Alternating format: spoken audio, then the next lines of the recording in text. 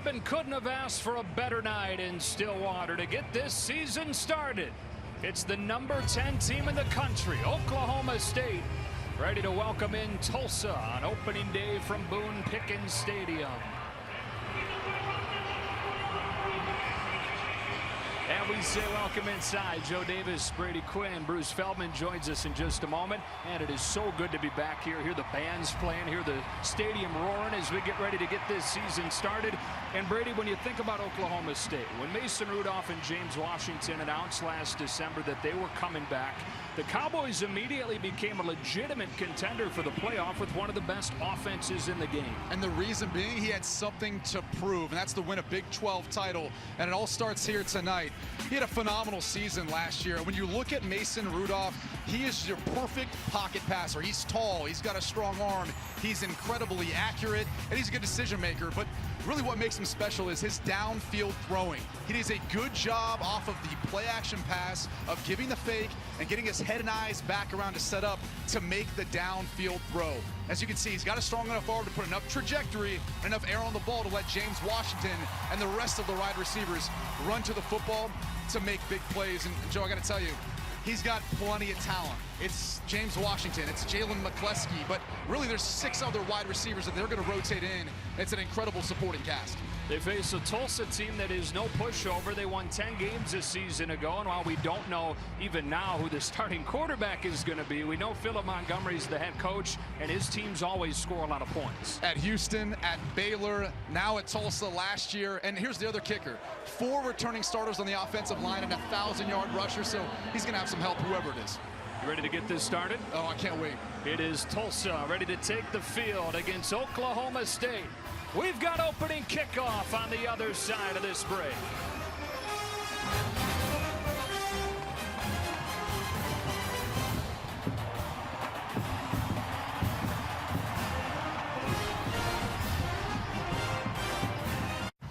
You know, Geico just...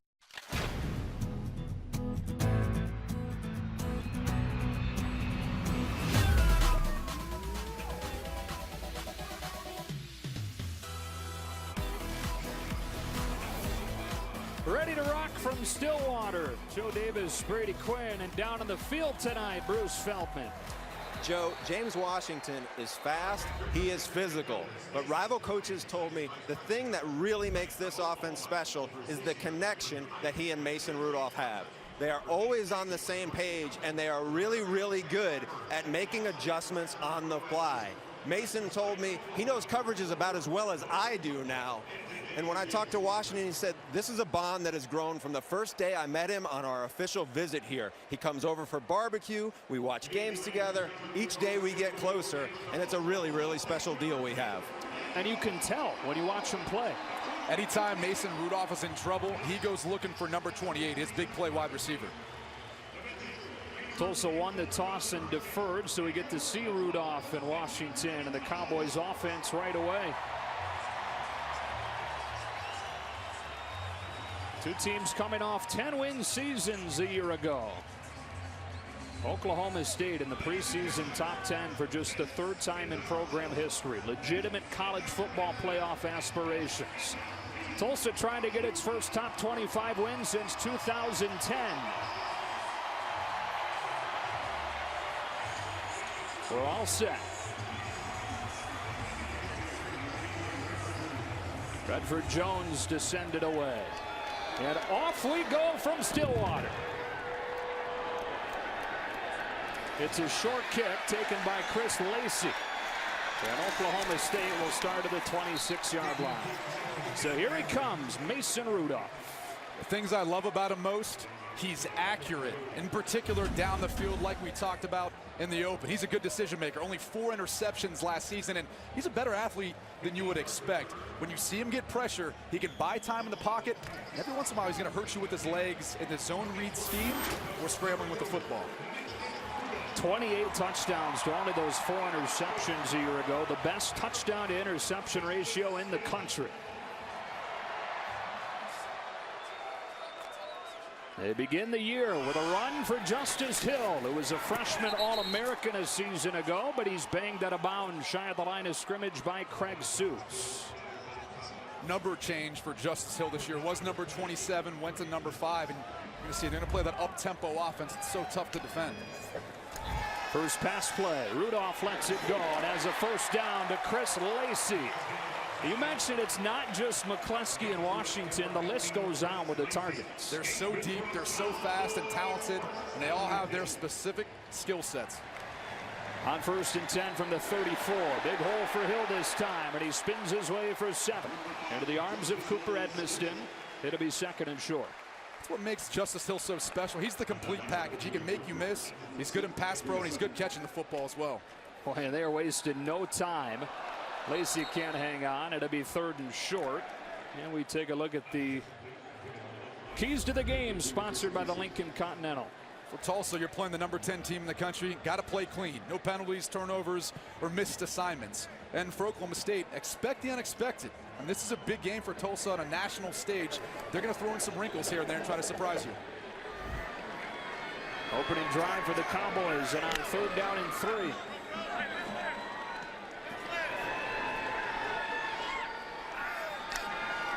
Tulsa brings 5. Rudolph on the speed out has a first down. That is Dylan Stoner, the redshirt freshman who redshirted last year with an injury. His first catch of the year. And a first down from midfield. Rudolph lets it fly to the outside. Washington has his first catch. How can you not be impressed by him? On time outside to his right, on time outside for a 3rd down conversion to his left. That's what makes him so special. He can throw from the opposite hash. He's got the arm strength, but he's also as accurate as they come. Senior from Rock Hill, South Carolina, Northwestern High School.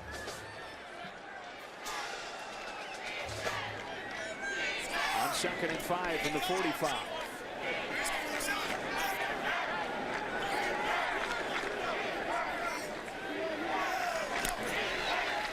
Here comes Hill.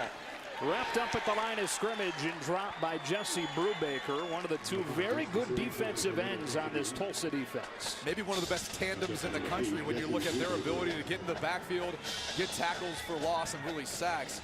Both of them are technicians, but they also, on passing downs, are very good at getting to the quarterback. So a 2nd, 3rd down in this opening drive for Oklahoma State.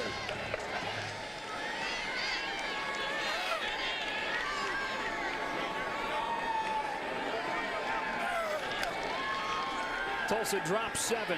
He gets rid of it as he's drilled down the sideline and caught for a touchdown. Tyron Johnson's first reception at Oklahoma State goes for a 44-yard score.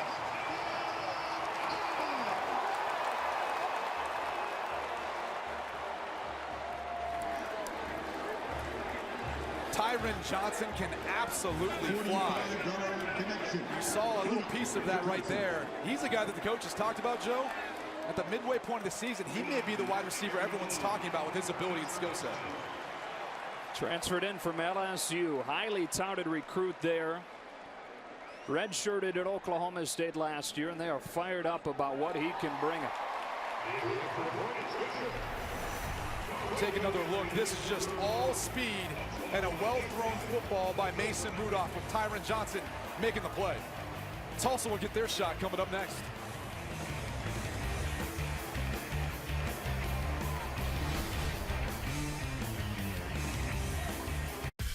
It's time for a getaway. Opening drive with a pair of 3rd down conversions. The second one going for a touchdown to the LSU transfer Tyron Johnson. And now Tulsa will get it for the first time. Bishop Louis back to return this kick from Matt Amendola.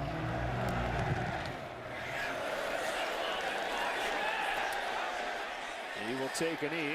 Golden Hurricane to start at the 25, and we're finally going to get our answer that we couldn't even get asking them personally on the field before the game.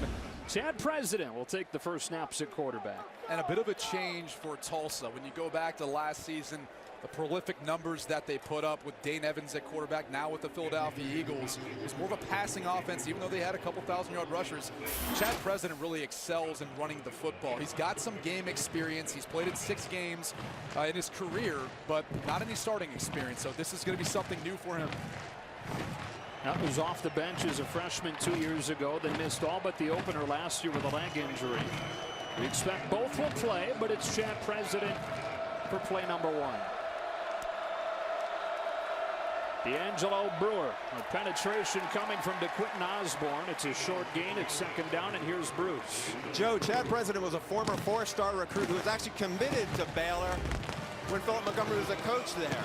Don't be surprised if you see a lot of the wrinkles that they did with that system when they had RG3. This kid runs a legit 4-5. You will see him do a lot of dynamic stuff with him. Well, and then number 10 of Robert Griffin III. He scrambles to his right. Great speed to be able to angle him towards the sideline, and he's close to a first down. Pushed out by Trey Flowers. And that's the element that he's going to bring to this offense. I'm sure things will be simplified, where if it's not there, go ahead and take off and utilize your speed and pick up what you can. Now, like you said, I mean, it's going to be the same system, but different personality from the guy that's been pulling the trigger in Dane Evans previously.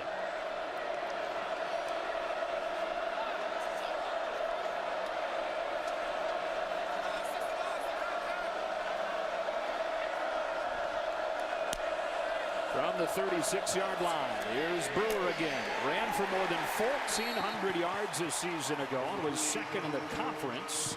Here he's bottled up, second down.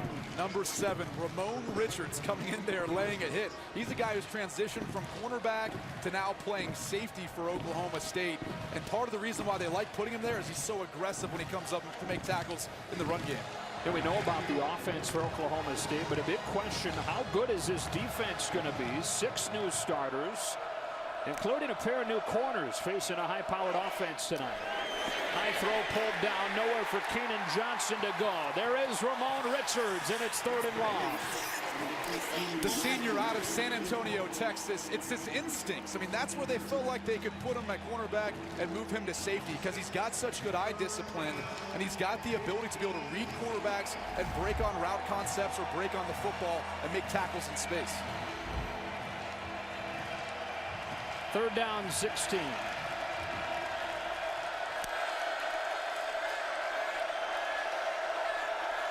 Figure with Chad President, inexperienced quarterback. Do you bring pressure? It doesn't look like defensive coordinator Glenn Spencer is electing to.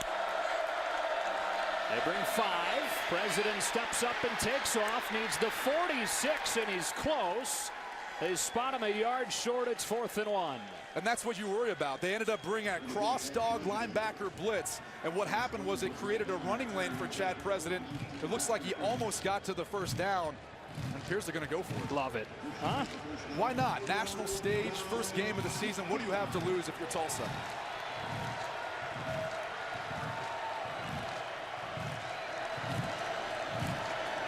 Opening drive, Tulsa, 4th down and 1. It's Brewer straight ahead, and he's got a first down. So they had it 3rd and 16 and wind up converting. And look, Tulsa was good last year converting on 4th down. They were about 60%. Off play action on first down. President to the sideline, throws a wobbling duck, 2nd and 10.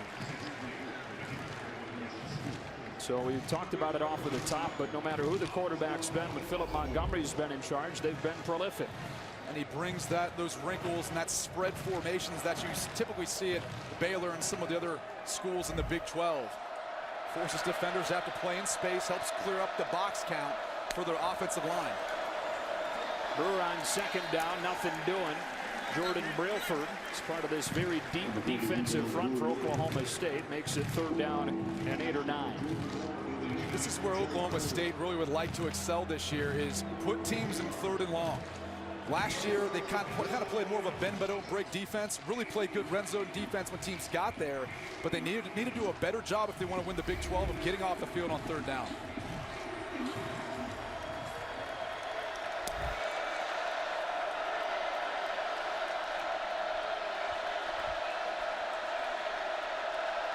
That play clock down to 5.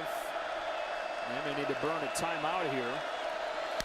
They just barely get it off on 3rd down. President down the seam. It is incomplete. Coverage from A.J. Green. Josh Stewart was out there. It's 4th down. The Oklahoma State secondary is largely untested. A.J. Green's a sophomore. not much experience at all. So they're going to test these guys on the outside. That's part of Philip Montgomery's system, is stretching the field vertically, making you have to defend every single inch. And so far, Oklahoma State doing a pretty good job, at least in the pass coverage department. Jalen McCleskey back to return this punt. From Thomas Bennett. His dad, Darren Bennett, was an all-pro punter with the Chargers years back.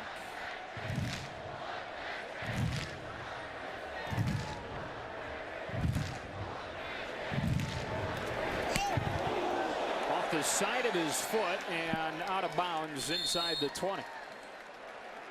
They will spot it at the 19-yard line. Mason Rudolph led a touchdown drive their first time out. They're back out there when you come back to Stillwater on opening night.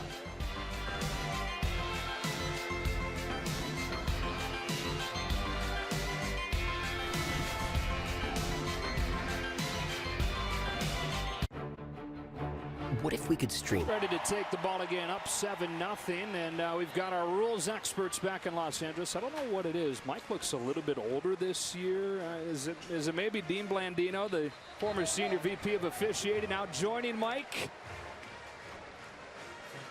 You know, hey, Joe, they brought in the young guy and the better-looking guy. I think they're trying to phase me out here, you know? It's going to be great. I'm just happy to be here. I'm happy to learn from Mike. It's great to have you, Dean. I know they save our tail all the time, and they're always teaching us about the rules and regulations. So I'm excited to have Dean aboard. He's fantastic, and obviously so is Mike. Oklahoma State begins this drive with a draw. A ton of room for Justice Hill, who's got a dozen and a first down.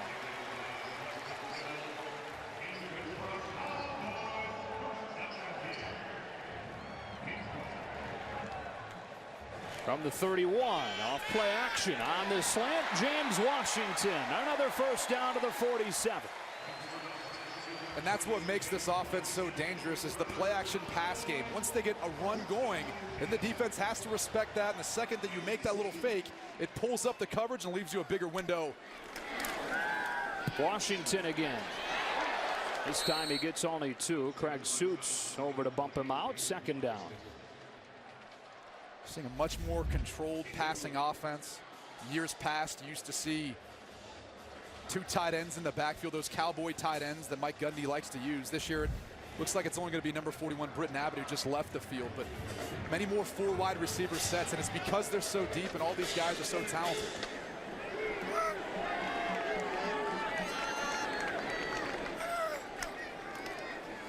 Another draw play for Hill. Able to stiff arm a defender, cut to the outside and get a first down. Manny Bunch eventually brings him down after 12. And the draw plays are effective versus Tulsa because Brew Baker and Jeremy Smith, their defensive ends, they rush so fast upfield thinking it's pass, it creates that running lane in those big gains that we've seen now from Justice Hill twice in this drive. Showed off some of that new strength. They say he's totally different physically. Here is a sophomore, put on about 15 pounds. And he's really a complete back. He can do it all. They don't ask him to be in pass protection much, but even then he still holds his own. Here he is again. This time can't spin free. Another stop for Craig Suits, who's off to a good start in this game. We go back to the previous play. You talked about the 15 pounds of muscle he put on. I think some of that went into this stiff arm right here, as you see him pushing away Colton Schindler, who's every bit of 280, 285 pounds. Look at the moves afterwards. A little bit of everything on display on that one run. Now he gets to come out. And J.D. King, a true freshman, comes in at running back.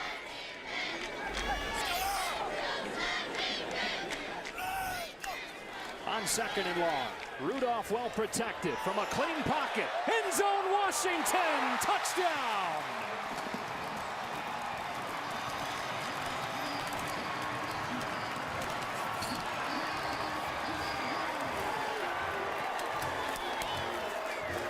If there was one concern for the Oklahoma State offense, it might have been their protection, but this is a pretty clean pocket, and you can see why Mason Rudolph is so effective operating from it. There's no one around him. We talked about his deep ball accuracy, a lot of air, a lot of touch on that ball, and allows James Washington to run to it for 6. Amendola adds the extra point. 2 drives for Oklahoma State. A 44-yard touchdown. First for Tyron Johnson. Now from 40 yards, it's James Washington, and it's 14-0 Oklahoma State. It's time for a getaway. From 40. Look at the efficiency of Mason Rudolph. 7 for 8, 123 yards, and 2 touchdowns. Now on the 27th to Washington to lead the country. And now Tulsa will get it again. Here comes Bishop Louis. A flag comes flying in. A flag down with a return to the 20.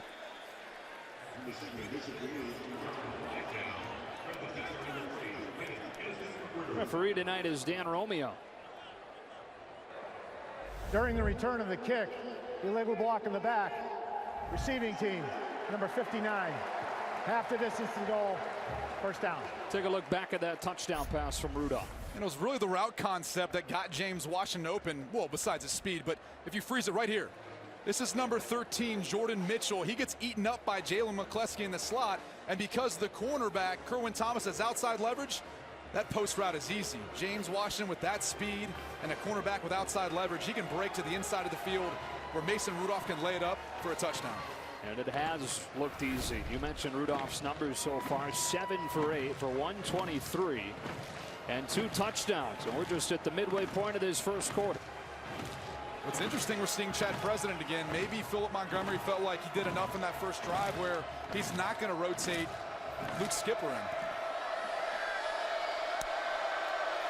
Backed into their own end. Here's Brewer with a hole for a gain of 8. One thing they did really well a year ago is run the ball. They had James Flanders, who led the conference in rushing, but number 2 in the conference was this guy, D'Angelo Brewer. He's got it again on 2nd and 2, and he's submarine right at the marker by Calvin Bundage. He's got it off, first down. I think everyone has this misconception of the Baylor offenses, these spread offenses. Really, it spreads out the field so they can run the football more effectively.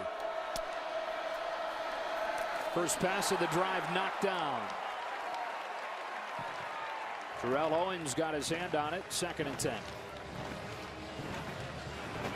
This defensive front for Oklahoma State, they're missing a guy like Vincent Taylor, a 6th-round pick in this past year's draft, but their edge rushers, they feel like they're deep. They're going to rotate them in. They're going to get some pressure on opposing quarterbacks, or at a minimum get their hand up and bat down passes. Brewer is blown up. Calvin Bundage was in there first, and it's 3rd down and long. Just talked about the rotation on the defensive line. They're going to rotate their linebackers too, and Bundage is one of those guys who's a starter, but you see how aggressive he is. You see why he's out there. He's maybe a guy you want to keep on the field and not rotate those guys. Now 6 new starters, but a lot of depth on that defense. So important in the up-tempo Big 12. 3rd down and 10 for Chad President in Tulsa. Defensive coordinator Glenn Spencer likes to mix up looks. Look how many guys are outside of each side of the offensive line. All 11 standing. They bring 4, and on a draw play, Brewer falls down. Well, they get out of the shadow of their own goalpost, but ultimately will have to punt it away on 4th down and 13. That's going to be the one tough transition for Tulsa this year, I think, is not being able to have the type of passer you did last year with Dane Evans, who was the most prolific passer in Tulsa history. It really comes in handy on those 3rd and long situations where you've got to be able to throw the football effectively. Also had a pair of 1,000-yard receivers last year. Kevin Lucas, Josh Atkinson, both gone. Cowboys set to get good field position here. Almost was blocked. Instead, McCleskey will watch it bounce out near midfield. 2 drives, 2 touchdowns so far for the Cowboys, and Mason Rudolph and the offense back at it after this.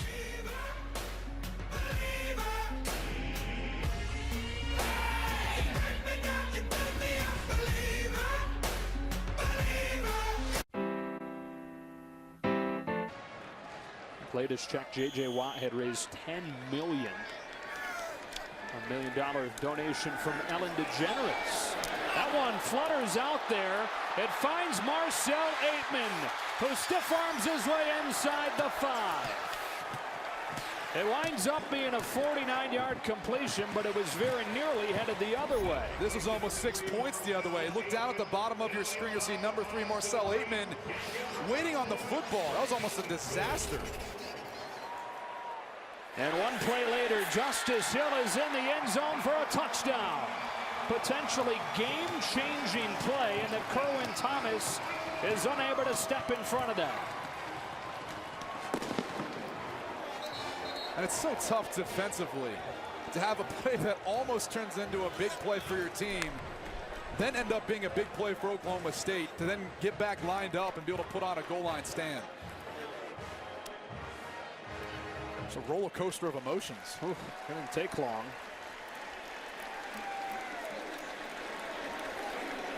Too early to start talking Heisman? The score is getting in the range where we may have some of that discussion as the night goes on. 52 yards in just 17 seconds. We look back at the pass play that set up the score.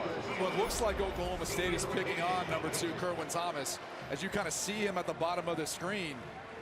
But Marcel Aitman, a wide receiver that they were extremely excited about to get back this year. He missed last year due to injury. More bigger physical wide receivers as we look at Justice Hill taking in the end zone for 6.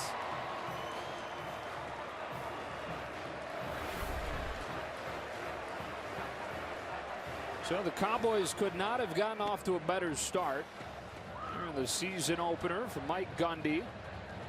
How about that mullet, man? Still has the mullet going. It went from trying to embarrass his son to now being something that he claims has helped the university with millions of dollars of advertising with all the things he's done. People really featuring his mullet. It's beautiful. Look at that thing. It's perfect. Great color. Business up front, party in the back. This is definitely a party.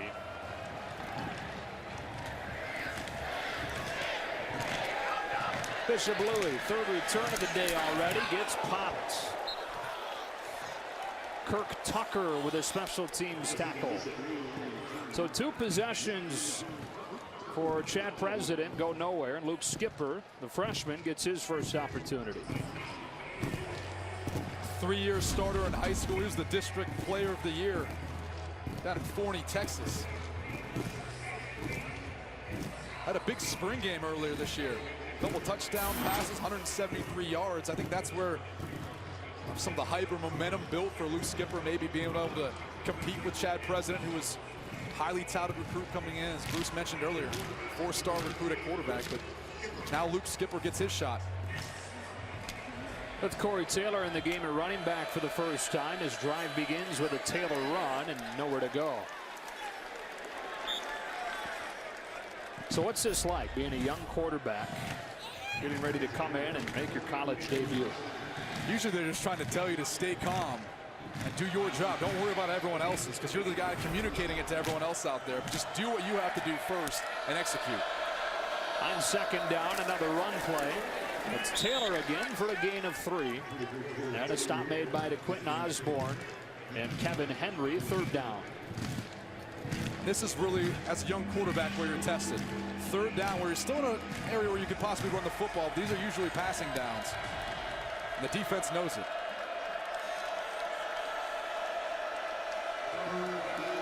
Let's see if defensive coordinator Glenn Spencer brings some pressure here. He tested Chad President earlier.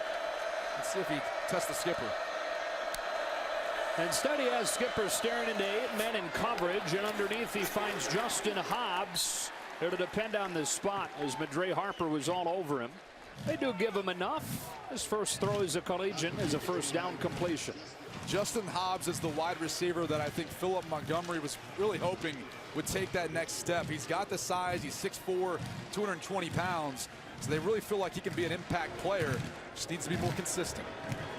He has that opportunity now with Kevin Lucas, Josh Atkinson, both gone. They were the first team in Division I history last year with a 3,000-yard passer, 2 1,000-yard rushers, and 2 1,000-yard receivers.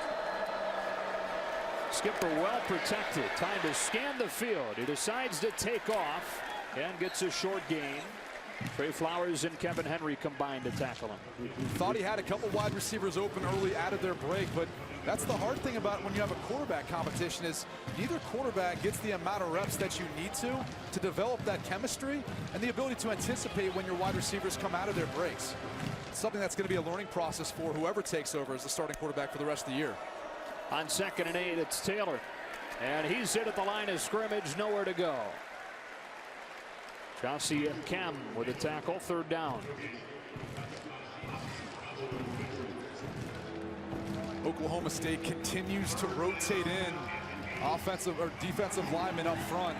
Tulsa not necessarily pushing the pace, I think, the way we've seen them do it in the past.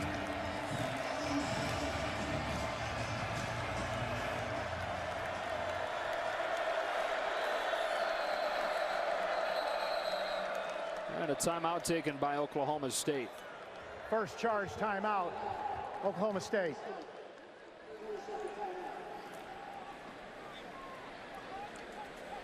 Well, they'll talk about this 3rd down and 8 coming up here. There's been no issues, nothing really to discuss as far as the offense goes. Mason Rudolph has been as advertised thus far. Yeah, only 1 incompletion on the day, and he's really picked apart the Tulsa defense. And look at him throwing under duress. That's something that he did really, really well last year. One of the more accurate passers under pressure. And then when you give him a clean pocket, it only gets even better. I think the thing that impresses me most about him is just his sense of poise and calm demeanor. And that's something we saw from him even as a freshman. When he first stepped on the field in his freshman year, coaches kind of considered him a little bit of a gamer. Wasn't necessarily the best practice player early on in his career, but he's improved that. Yeah, Mike Gundy said he didn't know what to expect because all he had seen back in that freshman season was practice, and it wasn't good. And he shows up at Baylor and then Bedlam and exceeded any kind of expectations Mike Gundy had.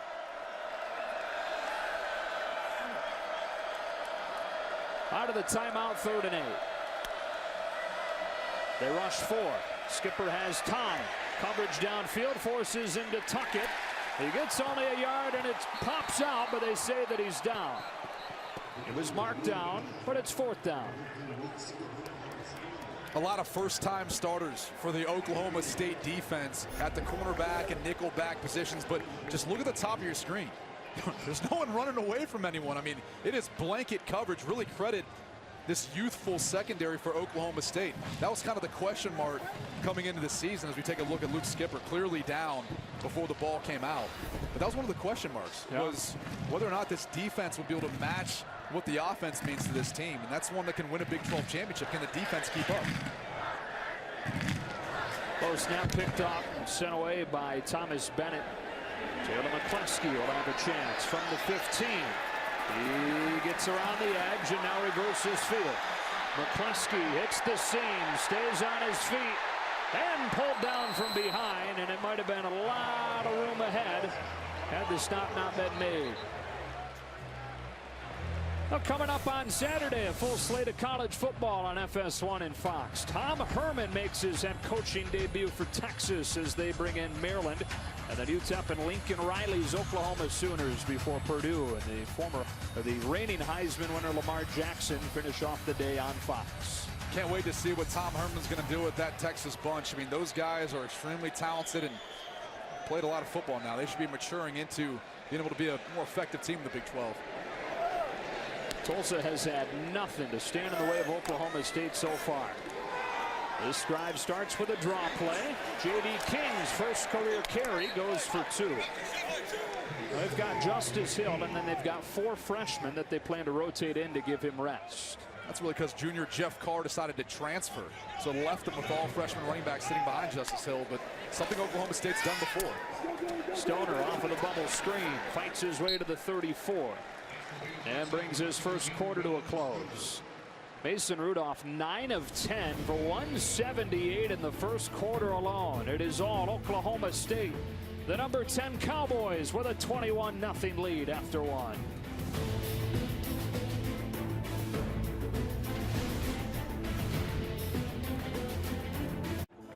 Sir Jeremy. 3 drives, 3 touchdowns so far for Oklahoma State. A dominating first quarter. They're averaging 12 yards per play. Tulsa getting a little bit of experience of what it's like to be on defense versus a Big 12 team. These offenses, man, they're just tough to stop. Started the second quarter with a 3rd down and 1.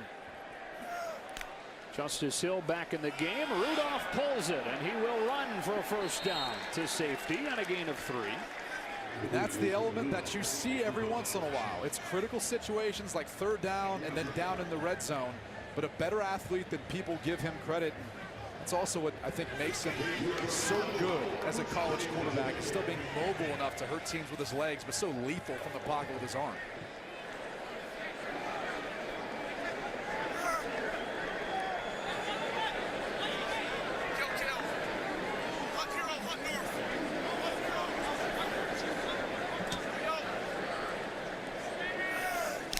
On 1st down, here comes Hill.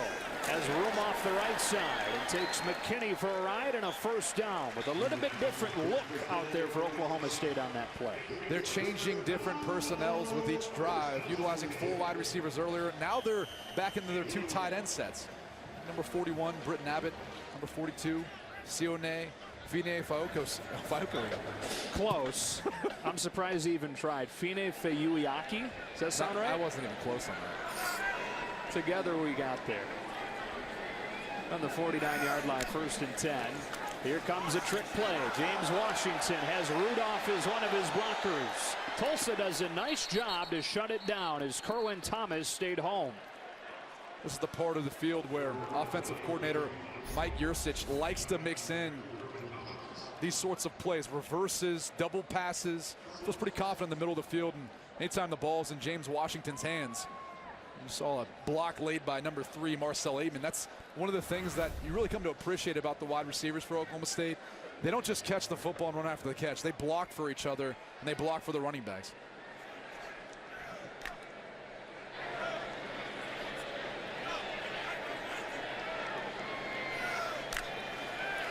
Hill swings out. Rudolph puts it on him. And a good open field tackle from McKinley Whitfield, who played safety last year and now is playing what they call their star position. And they said that was the perfect fit for him because he's so good at making tackles in space and how aggressive he was in the run game. As you watch Oklahoma State, watch Mason Rudolph control the line of scrimmage. You hear kill from time to time. That's a call used to change the play. He's got command of this offense. On 3rd and 15, they rush only 3. It's dumped off for Hill. He needs the 41, but he's cut down at the 47. By Christian Williams, 4th down. I love the play design. I mean, a little inside screen, little angle route by the running back. They had Larry Williams, the right guard, Zachary Crabtree working downfield. And it looks like they will punt. It looks like their Heisman Trophy candidate is going to come out on the field now. Zach Seiner. Great personality, this guy. And Mike Gundy said, yes, he's throwing his own Heisman campaign. A Heisman candidate in his mind. But legitimately one of the best punters in the country. Fair catch coming, taken at the 11-yard line by Kedrian Wadley. We'll talk a little more about Zach Seiner when we come back to Stillwater.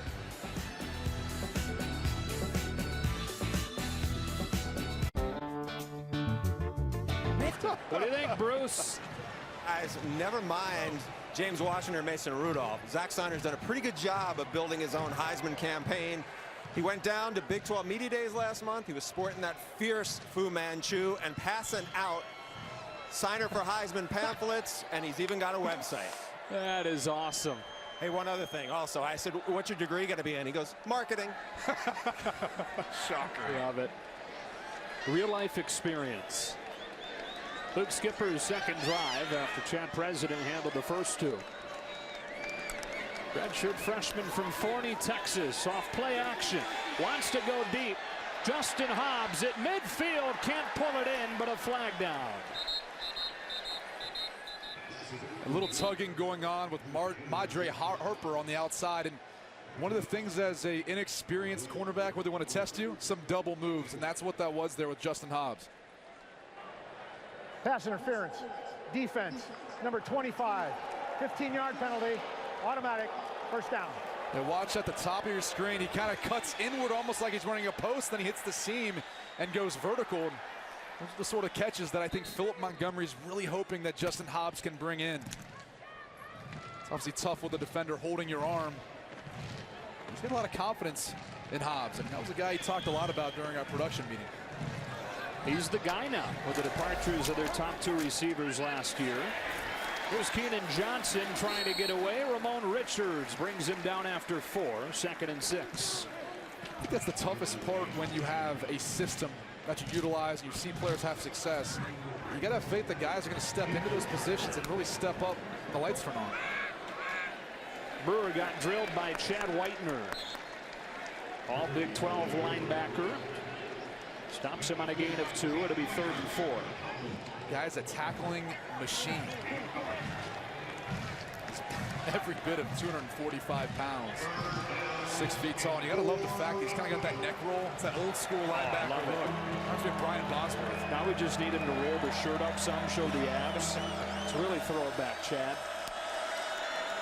Pressure coming on 3rd down as speed out sails through the hands of Keenan Johnson with a coverage from Richards, and 4th down. That's what makes this defense so effective too, is when you've got a guy like Ramon Richards who can play the safety position but still come down into the slot and match up in man-to-man coverage. Typically safeties aren't good in man-to-man coverage versus wide receivers, but because of Richards' past playing cornerback and be able to match up, incredibly effective. Allows defensive coordinator Glenn Spencer to do a variety of things. Busy first half for Thomas Bennett.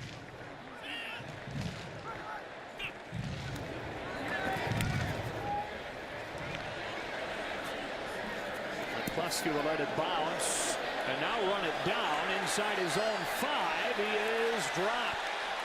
The ball comes out. There's no signal yet, and now they say touchdown. They have ruled it a touchdown, saying that he was never down, and it was recovered in the end zone by Tulsa. It's a touchdown. Well, first coaching point here, let the football go. This is not going to be a good return. And I mean many coaching points, but yeah, clearly that football is out. On his way backward into the end zone, no part of his body, I do not believe, was down. This will be a much better look. Yeah, definitely out. Forced by Rob Reeder and recovered by the long snapper, Adam Higuera. How about that, the long snapper with the hustle? Love it. Usually the guy you don't always account for, the long snapper. He's there primarily for the long snapping duties. Finds himself making a big play and trying to change the momentum in this game for Tulsa. Boy, did they need it or what? And how about that, getting points based off special teams and not this prolific offense that we've seen from Philip Montgomery in the past. Bedford Jones hooks the extra point through. Tulsa's on the board, and the long snapper is to take credit. Adam Higuera with a moment of glory here for the Golden Hurricane in a 21-7 game.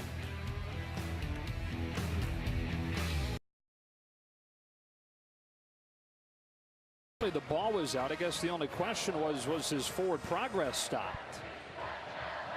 Certainly, in my opinion, his forward progress was stopped. But here's the thing. In replay, you cannot create forward progress. So even though you can clearly see it here that the ball, that his progress was stopped, it came out as he was being driven backward. No whistle was blown. But replay's got to let that stand, because forward progress, if it's not ruled, you can't put it on in replay. All right, Mike. We appreciate that. And Tulsa's happy that that's the rule. It's got them on the board. And in a game that looked like it was getting away from them, reason to believe again. And always tough for any official when they're out there in real time to be able to make that determination of whether or not his forward progress has stopped. Maybe that's something that they'll look to potentially change for replay in the future, be able to help out as we continue to look for ways to improve the officiating down on the field, because it is such a difficult job to real time be able to make every single call right. Got good TV angle, good camera angles now to be able to pick that stuff up. So in a 21-7 game, J.D. King in there running back. Rudolph fakes it to him and gets it to Dylan Stoner, who's crunched after 4. Stoner, a redshirt freshman from Jenks High School in Tulsa, and they say as a redshirt freshman already developing into a bit of a leader for him. The guy leading the block was Britton Abbott, Cowboy tight end we talked about. They're trying to find out who's in that role this year. It's going to be Abbott. Downhill comes King with a big hole. He's in the free. And on J.D. King's second career carry, he takes it to the house from 72.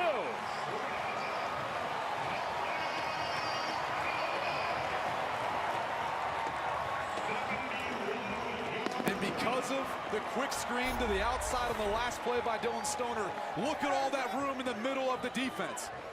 Parts like the Red Sea, and J.D. King does the rest. The true freshman out of Pittsfield, Georgia.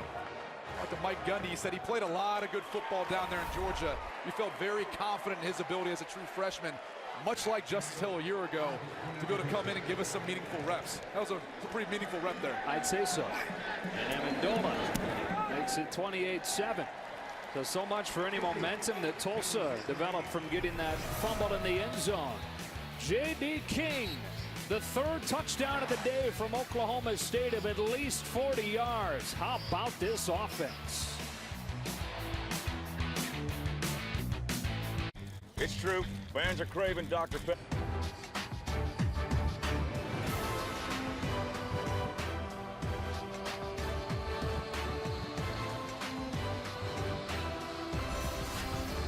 Mike Gundy's Cowboys averaging better than 12 yards per play so far, and a 28-7 lead early in the second quarter.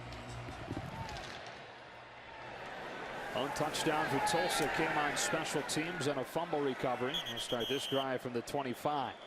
Well, a year ago, Oklahoma State got off to a 2-2 start with that horrible loss to Central Michigan, the controversial loss, but then found themselves went 8-1, which almost made the Central Michigan loss hurt that much more, kind of salt in the wound, because they were left thinking, what if?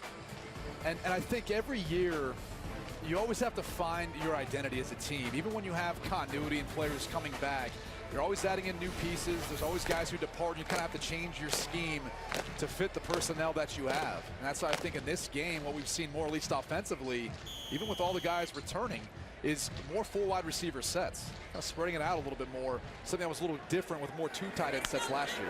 Jen President back in for the first time since the second possession, and Jarrell Owens for the second time gets his hand on a pass. Talking to the defensive coordinator, Glenn Spencer, just talked about these guys up front, how hard they work. Kind of thought there might be a chance to have a little bit of a drop-off with guys like Vincent Taylor and Miley moving on, but so far we haven't seen it.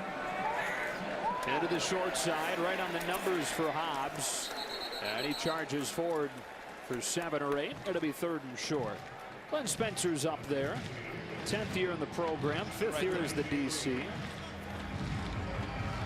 Moved upstairs after the loss to Baylor early last year. First time he'd been up there in a long time, but is stuck there. On 3rd down, nice cut from Brewer to move the chains. Brewer's one of those running backs, I think, in this system that really fits his skill set. Runs some of those zone reads from time to time, and it allows him to be able to set up the blocks and really make those backside cuts that help you push forward to get the first down. President pumps, and now to the sideline. It's dropped by Hobbs. So that was almost a triple move route.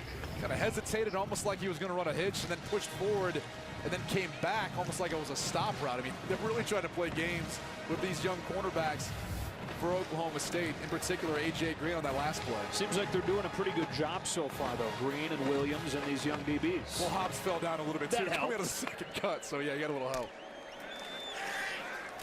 On 2nd down, it's Chad Whitener with a tackle on Brewer. 3rd and 6. Near the midway point of this second quarter. Seems like when Chad President has been in the game, Glenn Spencer's pressured a little bit more. That last play brought a corner blitz from the boundary, the short side of the field. He's blitzed them before on 3rd down as we see them make a wholesale change to the defensive front. tends to get a little bit more aggressive when teams get to the middle of the field. On one occasion, on a 3rd down and long earlier, he brought pressure, and President was able to beat him with a 16-yard run. Here it's a perfect call for it, and Brewer's got a 1st down into Oklahoma State territory. And that is how you beat pressure. When you've got a running back like D'Angelo Brewer, who can get out in open space and make a guy like Calvin Bundage miss and pick up the 1st down, that's huge. Back to the ground. It's Brewer, run down from behind by DeQuinton Osborne. And it makes you hesitate as a defensive coordinator to being pressure.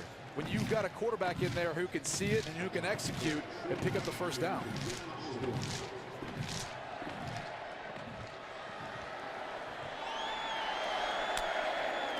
Five blockers on 5 men in the box, but it's a pass, and over the middle it's open for Hobbs. Custon Hobbs beating A.J. Green for a 1st down pickup of 18. That was a nice job of Chad President working his progression. He started to the left, came all the way back to the right side to find Hobbs for the completion. Brewer stopped in the hole by Whitener. He's racking up the tackles in this 1st half. Take a look at that last play. Look at his eyes, working to the left, stays calm in the pocket, doesn't take off, comes back to the right side to find Hobbs for the big completion. Obviously, not a ton of experience, but a little bit. It's kind of showing so far. Sophomore in his 1st career start. This one goes to the sideline, and it's off target. Keenan Johnson can't pull it in. 3rd down. Talking to Philip Montgomery about the pros and cons of more spread formations, he said, well, it makes those out-breaking routes that much harder to complete because it's a longer throw, and you've really got to have a strong arm quarterback to make those throws on a consistent basis. You can see that ball is a little bit short to Keenan Johnson on the outside.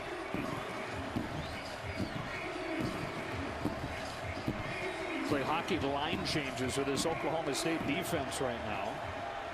A lot of fresh bodies out there for 3rd and 10, and President has room on a quarterback draw for a 1st down. On a gain of 12, it keeps the drive alive.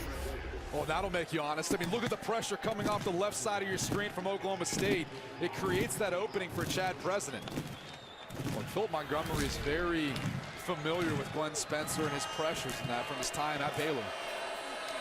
Here's Corey Taylor, steps to the outside, stays on his feet, and sticks the shoulder down for 7 or 8. Sophomore from Tulsa's Holland Hall High School, sharing carries with Brewer. 2nd and short. This is that area where you might see the quarterback keep at some point, as well as their tight end Chris Minner, number 6, in the play-action pass game. 3 of his 6 catches a year ago went for touchdowns. Love him in this area. It's Taylor again, like a bowling ball, downhill for a touchdown.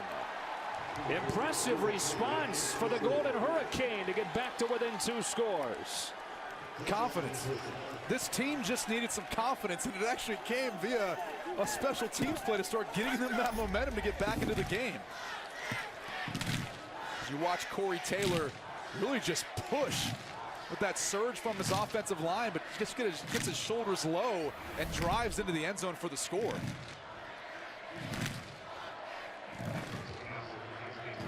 First offensive touchdown of the night for Tulsa. And credit Chad President for the big completion to help get them down into that area. Part of a 13 plays, 75-yard drive, and a 28-14 score. With AT&T, you can get your entertainment right. We're pretty close. Might as well top of the car and head down there when this one ends.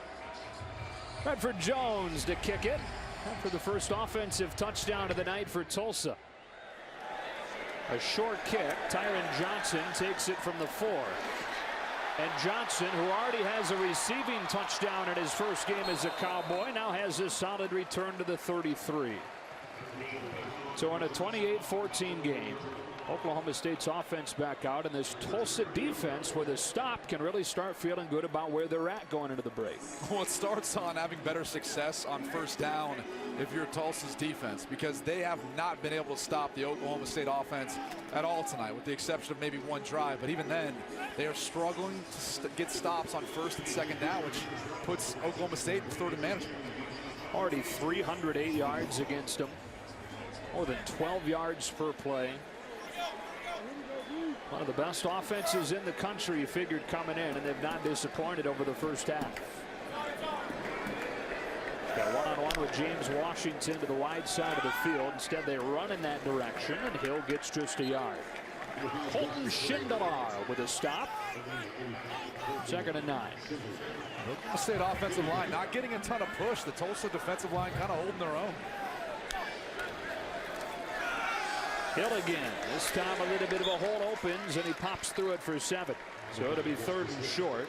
And that group you're talking about, it has not been a strength for Oklahoma State in recent seasons. They're hoping that this group is better. And you see the left tackle, Aaron Cochran's got experience, but like Gundy said, he's still assimilating into this offense, into this system, and adjusting to Oklahoma State's style. Back-to-back runs on 3rd down and 1.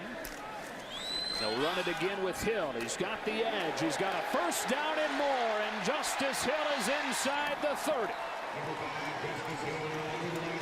Needed 1, got 32.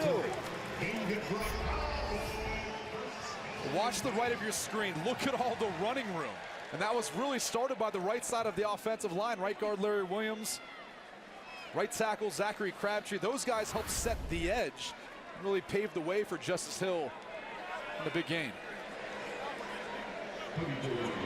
J.D. King replaces him after carrying a heavy load over the first few plays of this drive. From the 24, Rudolph's first pass of the drive. Jalen McCluskey can't get it. Coverage Reggie Robinson. No flag, 2nd down.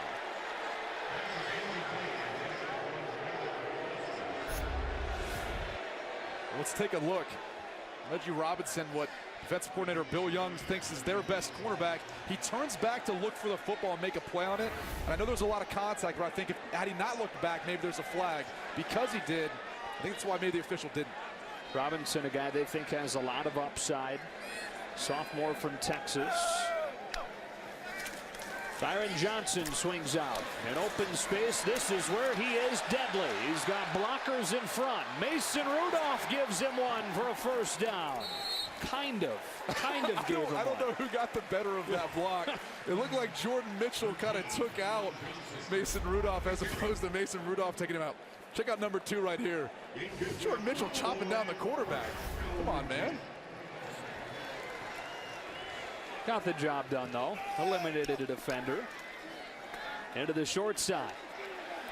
Stoner's got a short game. The key is just getting in the way. I mean, no one expects you to actually do a whole lot. So if you actually just account for one person and keep him from tackling the running back or wide receiver, everyone should be happy. And so if you get blocked yourself, yeah, sure, it works. We'll take it. Take one for the team. By the way, last year Mason Rudolph in the red zone, 14 touchdowns, only 1 interception. Best touchdown to interception ratio overall last year in the country. They're going to change on 2nd and 7.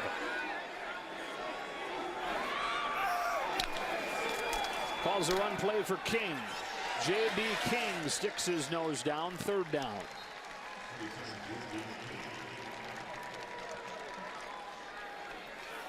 This is that part where, you know, they don't have to necessarily throw the football. Because of Mason Rudolph's athletic ability, there's from time to time you'll see him keep the football in some of these zone read schemes. Scared it once tonight. Now with the 4 wide receivers said, that might be another story because they're going to have one-on-one matchups on the outside. Got it with 8 men to the bottom of the screen.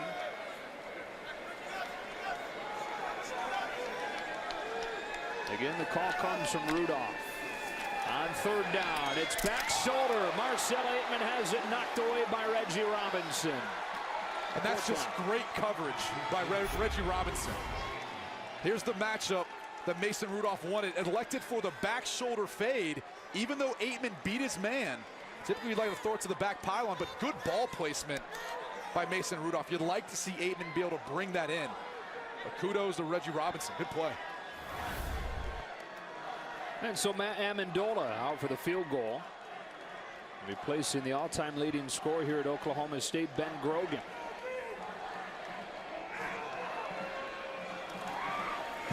From 24 yards, it's right down the middle. And Oklahoma State with a 31-14 lead.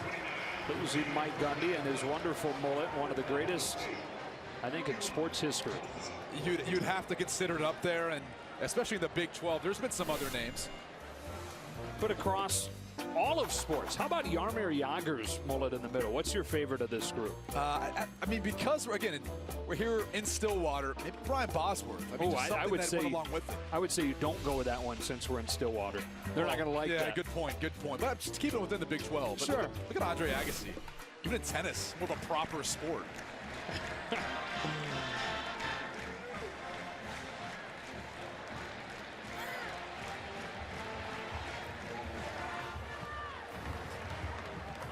It's a pretty good hair there.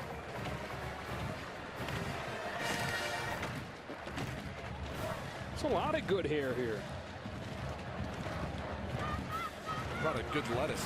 The kids are calling it these days. Is it? Yeah, lettuce these days. Huh. Oh, that was an older term. Is it? Maybe it's come back. Retro.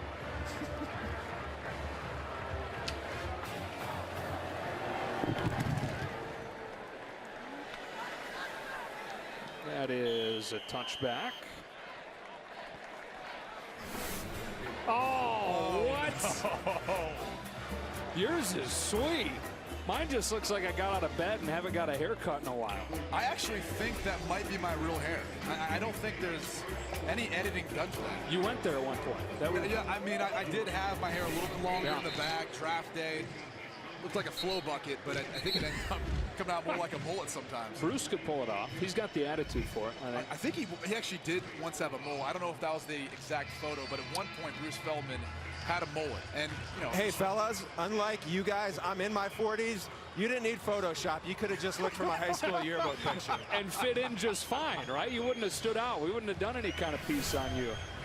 We would have done the piece on the guys with the clean cut looks. Drive beginning from the 25 and going backwards to start. A loss of 2 for Brewer. Yeah, guys, the marketing ability of Mike Gundy. I mean, this thing last year kind of took on a life of its own, and they cashed in. Oklahoma State got a ton of added visibility. It became Gundy's thing. He had fun with it. His players had fun with it. It was kind of a persona. And look, the rattlesnake hunter now, I think Mike Gundy has definitely found his inner being in his 50s. And second down on the out, it's a completion to Nigel Carter, his first catch. You've got to own it if you're going to go with a style like that. Mike has owned it. That's fun to it, too. You got high expectations for your team. And every day you get to come to a team meeting and look at your head coach with a mullet. It's got to put a smile on your face. They're down in 4 for the Golden Hurricane. Anyway, Chad President back at quarterback, kind of getting into a rhythm. Nice completion on that last throw. It's going to be tested here on third down. He's going to run for a couple of first downs so far. On this 3rd and 4, he throws underneath. It's broken up and incomplete. Trey Flowers, the most experienced player on this defense, bolted after it and makes it 4th down. Interesting play call, kind of a pick route. You'll see number 31 reads it right away. Typically you use these rub routes when both cornerbacks or both defensive backs are up in press coverage. Then you can get that natural rub between the two receivers. But in that case, he was off. Trey Flowers read it perfectly. It's a good player. He's a very good player. And he's a guy who, he's going to be aggressive in the run game. He'll come up and hit you, but he's also got good vision. He demonstrated right there. So now Oklahoma State set to get it with pretty good field position and plenty of time on the clock. Fair catch taken by Jalen McCleskey at the 23. Probably wise. Last time he was running backwards to get a punt. Didn't work out so well. Yeah, well, he's back into it for Jalen. Halftime coming up. Ohio State on the road and in a dogfight early. And on Saturday down in Norman, Lincoln Riley takes over the reins. It'll be weird seeing somebody other than Bob Stoops patrolling the sidelines in Norman. Curious to see, too, as Lincoln Riley tries to kind of create his own culture there, how it's going to differentiate from Bob Stoops, because he was so successful during his tenure as head coach at Oklahoma. You know, how can you really deviate from that and create your own identity?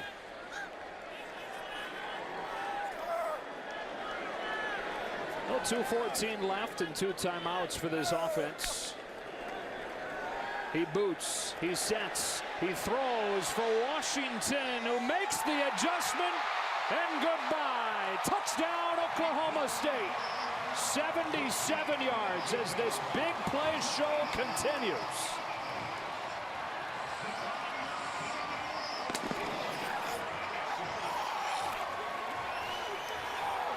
Talked about that connection, the chemistry between Rudolph and Washington.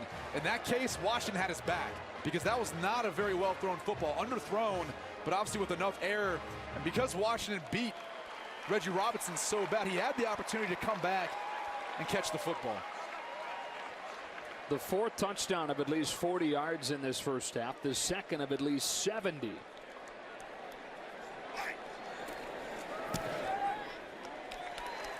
Take a look at that last touchdown.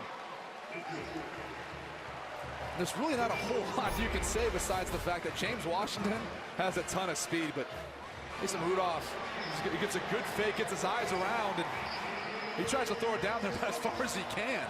James Washington is so fast, sometimes as a quarterback, he can outrun you. Here's the tough part. See how he stayed on the outside of Reggie Robinson? He comes back across his body to make this catch, which was a little bit behind. Good concentration by Washington. And if you're a Tulsa fan, you might be asking yourself, why is he one-on-one with Reggie Robinson? A lot of teams devote 2 defensive backs to James Washington. Well, here's why. There's so many other talented wide receivers. You can't cover them all. I mean, someone's going to be one-on-one, and one of these guys is going to make a big play. And I know Mason Rudolph is a really good deep ball thrower, but what a nice feeling for a quarterback to know that you can just put it out there and a guy like Washington's going to find a way to come down with it. And again, because it's one-on-one coverage, you know, it's not so much a 50-50 ball, especially with a guy like James Washington, where he beats the majority of his defenders, because he's going to be able to come back and make a play on it. And if you don't catch it, it's probably going to be pass interference the majority of the time. So it's because of that one-on-one ability where it allows him the comfort and confidence just to throw it up sometimes.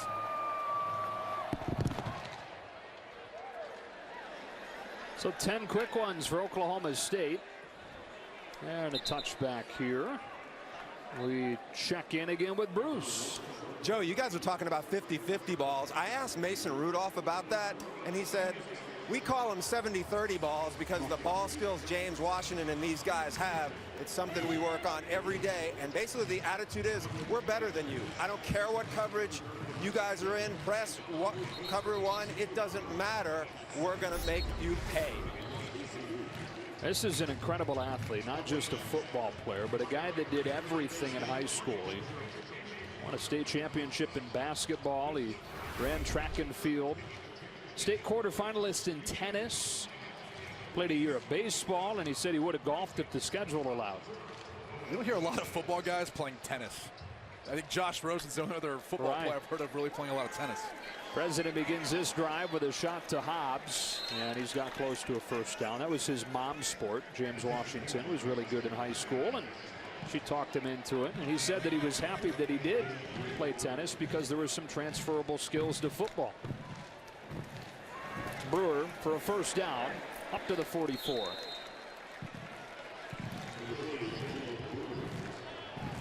This Tulsa offense just keeps chugging, keeps pecking away. They're really starting to find a rhythm now. It's been with President in the game. He lets this one fly. Nowhere close to Hobbs. And again, that's what happens when you've got a quarterback battle and you don't have a guy in there long enough to really get a feel for his wide receivers and that sort of throw. Hobbs was on the post route. You want to throw more to the middle of the field. And because he got pushed down a little bit by Green, it forced him further inside and the ball into being further outside.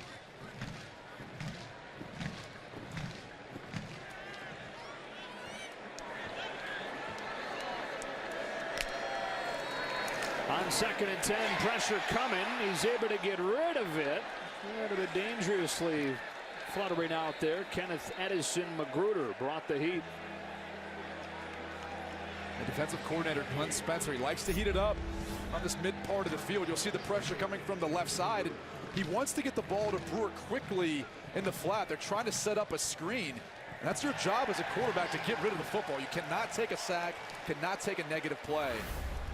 As we see, there's a flag, probably for intentional grounding. The quarterback was within the pocket, threw the ball into an area where there are no eligible receivers. Intentional grounding, offense, number 10. That penalty be enforced in the spot of the foul with a loss of down, 3rd down. Now, I thought there was an eligible wide receiver over in the direction of where he threw the football. If you look to the right side of your screen as he pump fakes, is able to elude Edison Magruder. I guess it was way out of the vicinity. I mean, there's a guy over there, just wasn't that close to him. It is a loss of down. They shudder around here when they hear about intentional grounding. The Central Michigan game last year. The irony to that is a game that Oklahoma State lost early in the season at home. And then you go and look at Tulsa's season. They had a first charge beating Central Michigan Tulsa handily in their bowl game, the Miami Beach Bowl. I mean, what, 55-10? Right.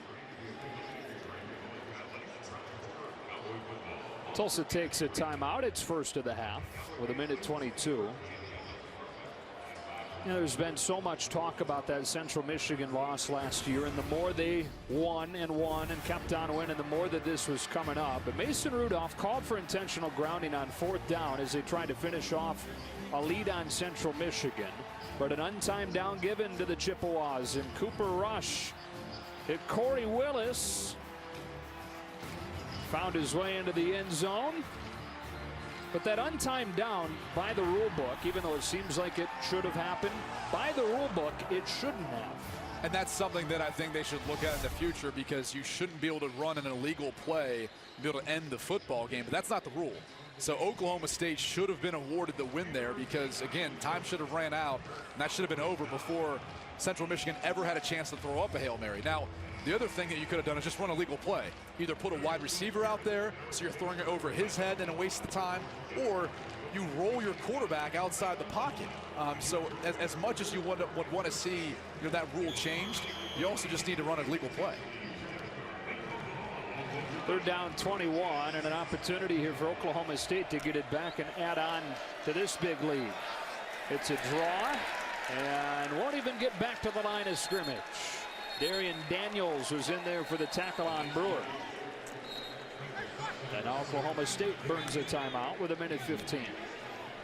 Been really impressed with this Oklahoma State defensive line. Talking to Mike Gundy about his defense, about their personnel. Didn't have anyone to maybe the caliber of Emmanuel Ogbah, for example, their 2nd-round pick who went to play for the Cleveland Browns. But he said, we've got a lot of guys that we really like. They know the system. They work hard. They listen to our defensive coordinator, Glenn Spencer, as far as what he asked them to do. And they're going to rotate them in. And they're going to be able to have their plays and have their games. So he felt confident in this group, where maybe there's some people who are questioning this Oklahoma State defense and whether or not Oklahoma State can compete with Oklahoma for the Big 12 title. Is it good enough with their aspirations to be bend but don't break, kind of how they were last year, where they give up a lot of yards but then get takeaways and are good in the red zone? Is that good enough to get to where they want to go?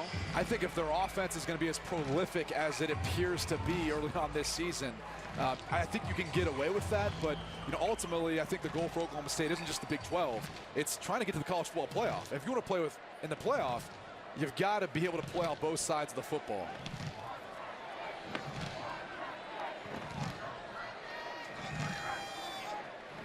Thomas Bennett to punt again. And McCluskey with an early fair catch, perhaps scared off by that fumble earlier in the game. It's been all Oklahoma State. Mason Rudolph 14 of 17 and 2 long touchdowns for Washington. Is it fair to say the best quarterback wide receiver duo in the country as far as their ability to connect on the deep ball and be oh so effective with it? We saw it in 2016. We're already seeing it now in 2017. You talk about those big aspirations, you got to have difference makers. Mason Rudolph is the start of that discussion at the quarterback position, then James Washington is it at the wide receiver. 1:08 left in the half. They've got one timeout. And from the 27, they start with a slant that Aitman plucks. They're really excited about what he's going to bring to the table this year after missing all of last season with a foot injury. On second down, Rudolph loads up and lets this one go for Tyron Johnson, and a flag flies. There's one of those one-on-one situations where you say the worst thing might be that a PI is called. We saw them picking on Kerwin Thomas, number 2, earlier. Now we're seeing them throw at Reggie Robinson, number 9. Pass interference, defense, number 9. 15-yard penalty, automatic, first down. As we go back and take a look, watch number 9 as he's trying to keep up with Tyron Johnson. Just too much contact, and I really don't know that he ever was able to come back and make a play on the football. It's partially because he fell, but that's what obstructed Johnson from being able to kind of maybe make a better play on the football. Tell you what, one thing I noticed from Mason Rudolph, though, he's got to get that ball out a little bit sooner. And when you come back for your senior year, that's what the NFL evaluators are looking for. Buys time with his feet, keeps his eyes downfield, and gets crunched and intercepted. This ball is headed the other way with Patera Wilson. Knocked out from behind by Stoner, but Tulsa's got it inside the 20 on a 30-yard return from the senior from Memphis. And there's times when you just have to know to go down and take the sack or throw the football away.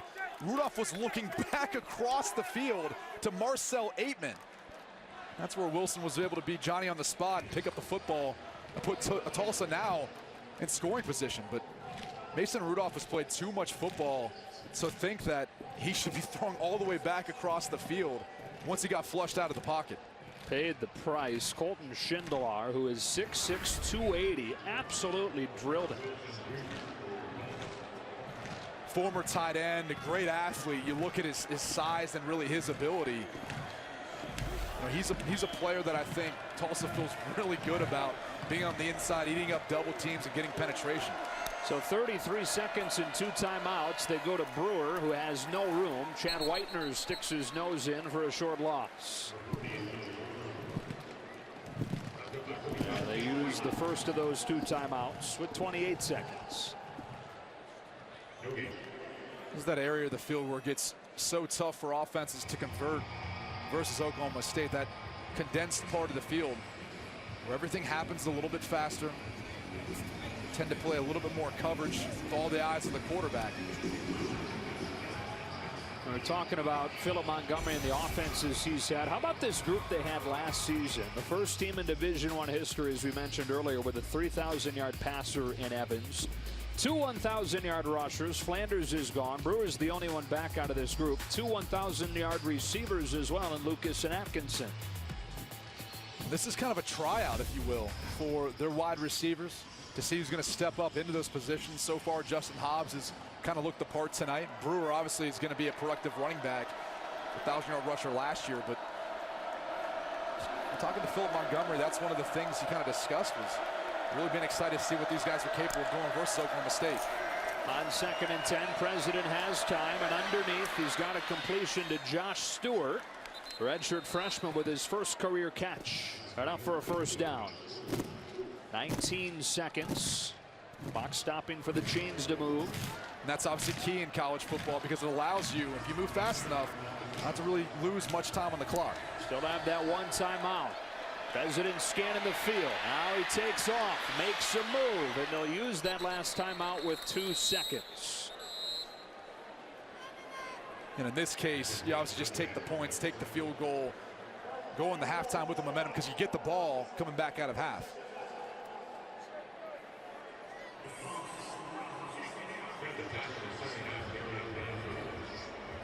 So here comes Redford Jones to attempt the field goal. Get the sense that this Tulsa offense is starting to find the flow a little bit. Defensive coordinator Glenn Spencer has been pretty aggressive, bringing a decent amount of pressure, and Chad President's been able to have a little bit of wiggle in that pocket.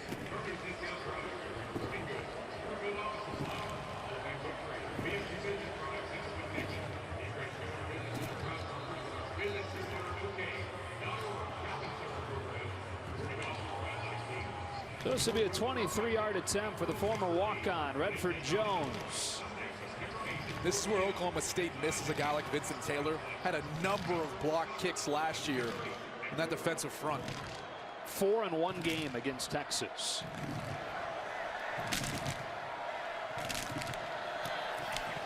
So they're able to take advantage of the second takeaway of this first half, converting those 2 turnovers into 10 points. 38-17 the score at halftime. We now get you to Rob Stone and the guys in LA for the State Farm halftime show. Let's go. Straight up the top, so you know ain't no stopping us. Yeah, I see you been watching us. You can try, but you better off. I ain't a spectate from the audience. Why you hating from the bleachers? Cheerleaders is loving us. Grab a pom-pom, baby. I'm telling you, gotta want it. You know my team want it. You know my team want it. You ain't no stopping us. Nah, ain't no stopping us. Nah, ain't no stopping us. When you gotta want it, you know my team. As advertised so far from that Oklahoma State offense, 139 of Mason Rudolph's 276 have gone to James Washington, and Oklahoma State leads Tulsa 38-17. Get you ready for this second half, Joe and Brady and Bruce in just a bit. What do you think so far? So far, I think both teams have done some good things. You look at Tulsa, that second quarter, big second quarter for them, 17 points, all the points they've scored in this game. I think they're starting to find a rhythm on offense. On defense, starting to get some pressure on Mason Rudolph. So I think if you're Oklahoma State, you want to see him take care of the football better. For Tulsa, you'd like to see him continue to kind of build momentum. And they'll have a chance right away here, getting the ball to begin the second half. 2 teams coming off 10-win seasons, Tulsa and 10th-ranked Oklahoma State. You mentioned the 10 points off of the 2 Oklahoma State turnovers. Tulsa was one of the top teams in the country last year, getting points off of turnovers.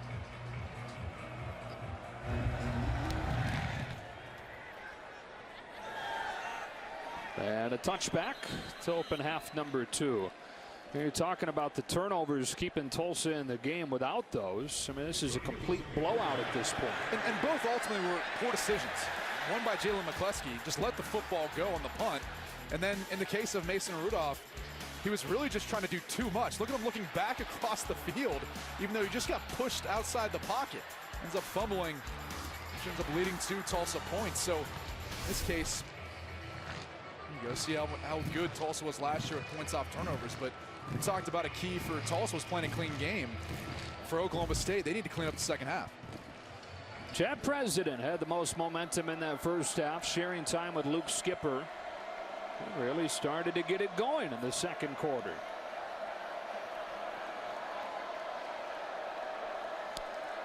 Second half begins out of an empty set with a quick throw for a completion up 7 yards down to Bruce. Joe, I talked to Philip Montgomery. I said, how do you slow these guys down? He said, the explosive plays are just killing us. We've actually been in pretty good position, but we got to compete. We got to bow our neck and compete and make some plays on the ball. Yeah, 4 touchdowns of at least 40 yards in that first half. They gave him 8, so 2nd and 2. Fake the Brewer quickly outside Josh Stewart, and he's met right where he caught it by A.J. Green. So 3rd and short. I'll tell you what, I'm really impressed with the sophomore A.J. Green. Talking to some of the folks here at Oklahoma State, that they're looking at him as one of those guys that can potentially play at the next level. He's got the size, he's got the ability, and then the instincts as well. Really throughout that position group, all new guys, but they really like the raw ability, the size, and the athleticism. On 3rd and short, Brewer's got a first down.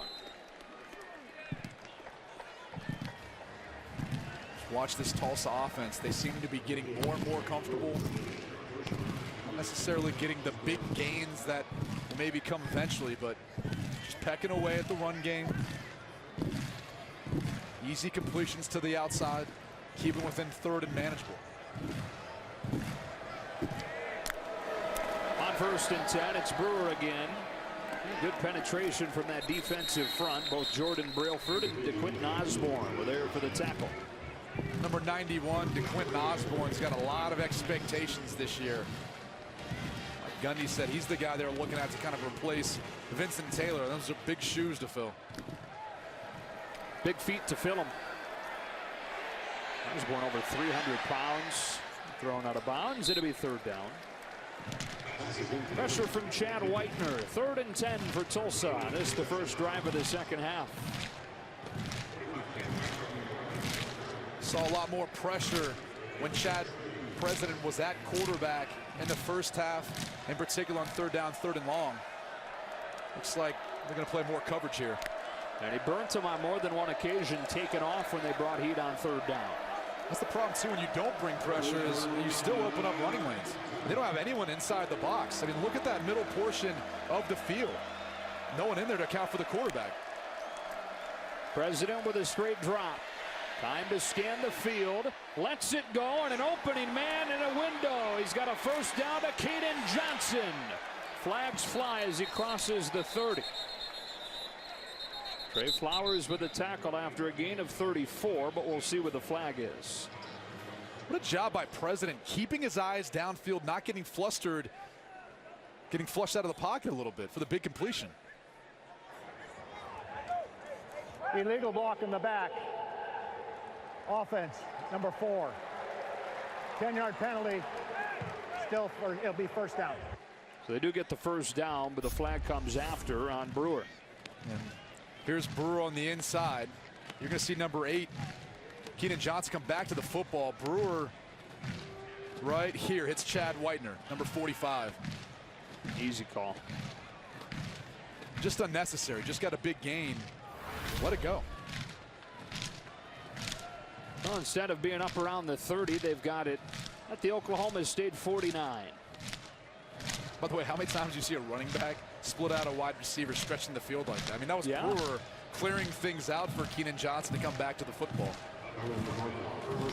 Got to be versatile when you play in a Philip Montgomery system. 3rd year as the head coach here at Tulsa. 6 wins year 1, 10 wins last year, having to replace so much on offense this year.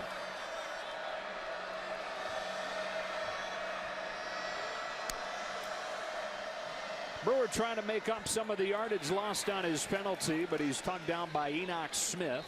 Yet another piece of this defensive front.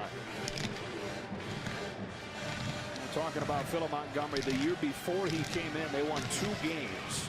So from 2 wins to 6 to that 10-3 2016 with a blowout win in the Miami Beach Bowl. And he's become a hot commodity across college football. And Tulsa fans may hate to hear that, but looking at his track record and success, it's the reality. Pressure's picked up with the ball thrown behind Johnson, and it's 3rd down. He's got an extension that he signed this winter through 2022, but as we see time and again, there are ways out of those contracts.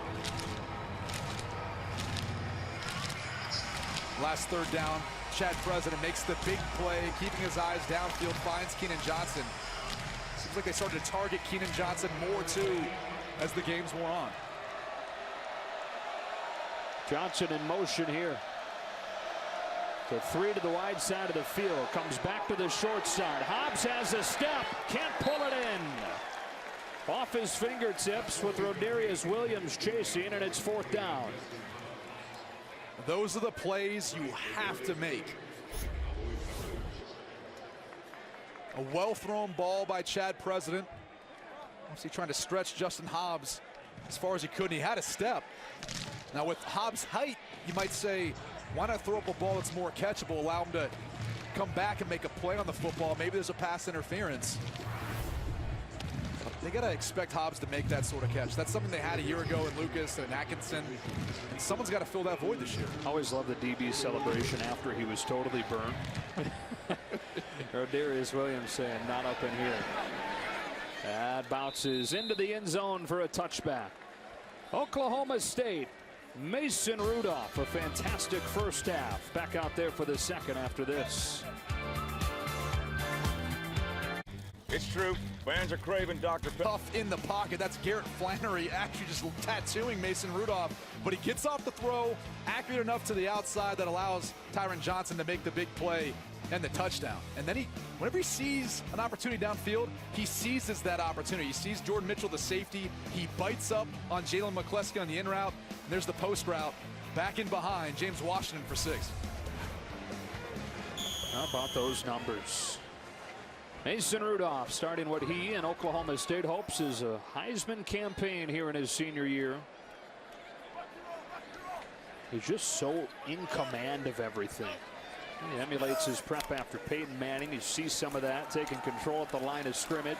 Hands it off to Justice Hill for 9 yards. He's passed his head coach on the all-time leaderboard here at Oklahoma State in touchdown passes with his 3 tonight.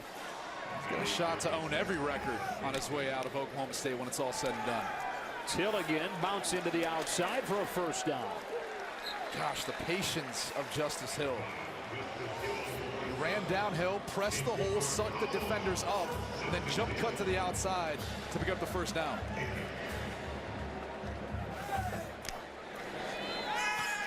Quickly outside Marcel Aitman. A flag is down as he stiff arms his way to the 42. A block from Dylan Stoner, perhaps drawing a flag. Yeah, and that might be one of the rules they're trying to emphasize this year. They felt like Jordan Mitchell was away from the play. Can't go low on a defender like that.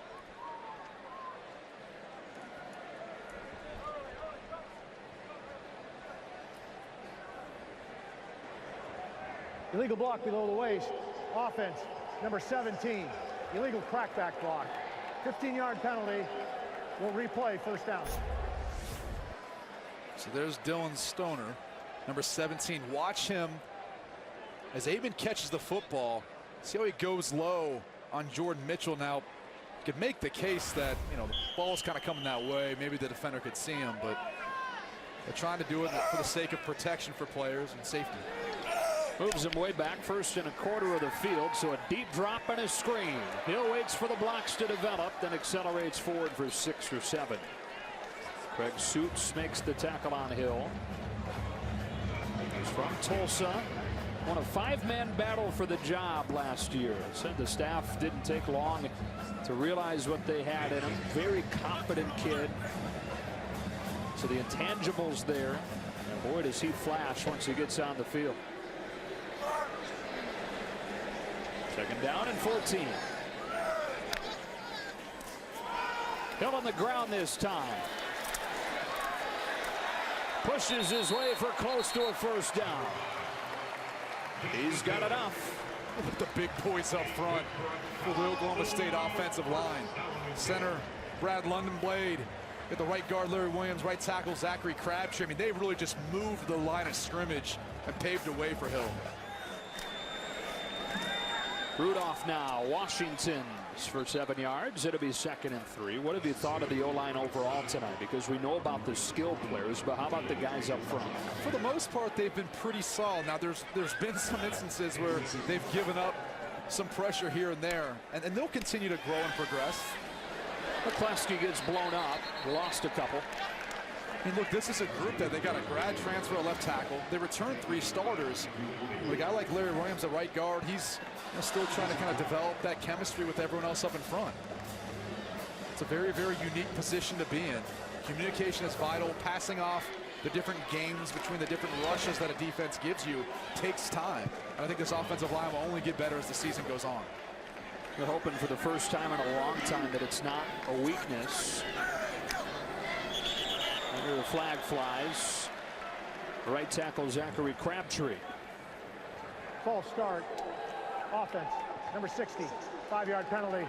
Still 3rd down. As you try to praise a group. And well, Craig Suits was about ready to blitz off of the edge. I think that just made Zach Crabtree a little antsy in his stance because he knows he's responsible for him. He's going to have to kick out to get him. That makes it 3rd down and 11.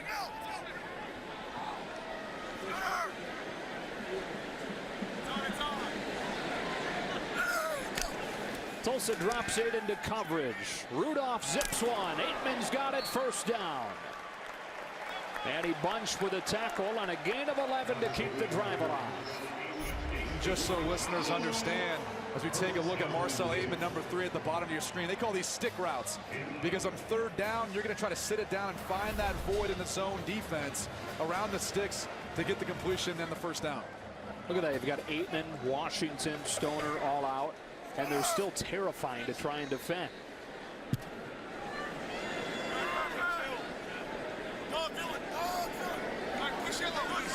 The guy I'm waiting to see is Chris Lacey. Had a big year last year, number 15. curious to see when he gets involved. To the bottom of the screen. Huge hole for Justice Hill and a first down run inside the 35. They're having a lot of success on the right side of that offensive line right now. Kind of having their way with Shamal Robinson and Jesse Brubaker. Hill over 130 yards on the ground here in game one. Rudolph pumps short. Now flushed out of the pocket. Floats one. Here is Lacey, but it's way behind him. And it's second down. That's just one of the plays that, you know, Mason Rudolph has a lot of great qualities.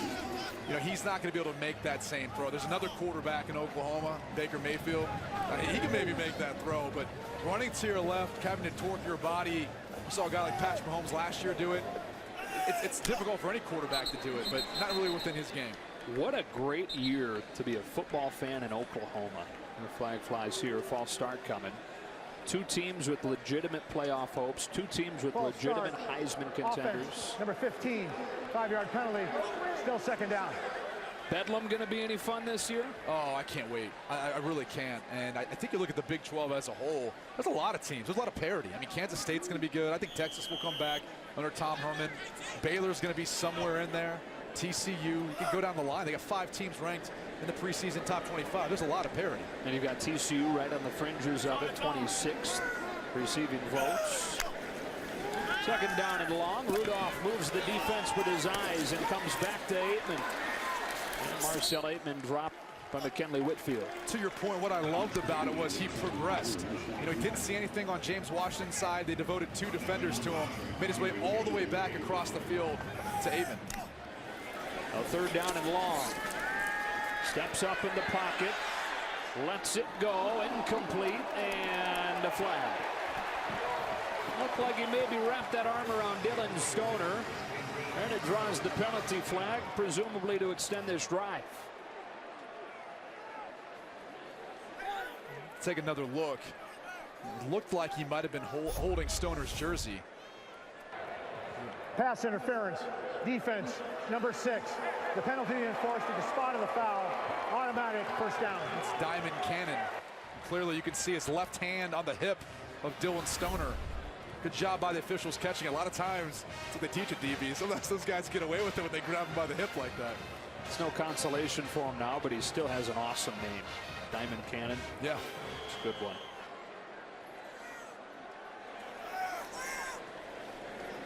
Fresh set of downs from the 20. Oklahoma State working with a different tempo here in the second half.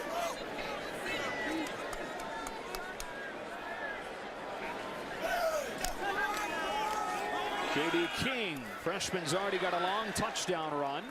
He bullies his way for 5, and on 4 carries has 81 yards. I love the fact, too, that he's starting to get a feel for the offense. You know, that play was designed to kind of start right, cut back to the left. Britton Abbott, the fullback, leading the way that time for him. But you can tell, early on in his career, they saw this in Justice Hill last year. They're seeing it now in J.D. King.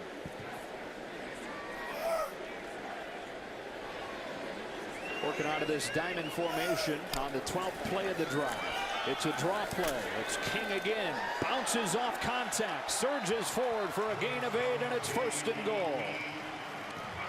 That's just old school football right there. 3 yards and a cloud of dust. It's a formation that Oklahoma State's utilized through the years under Mike Gundy. It's a balanced attack. It makes the defense have to show you their hand whichever way they're setting their front, and they're looking at the offense as the strength. So you get to run to whichever side you want and really the angle that you want. 10 yards per carry so far. Knocking on the door of another score. King lowers the shoulder and gets to the 1. Robert Revels and Manny Bunch combining to stop him, and it took 2 of them.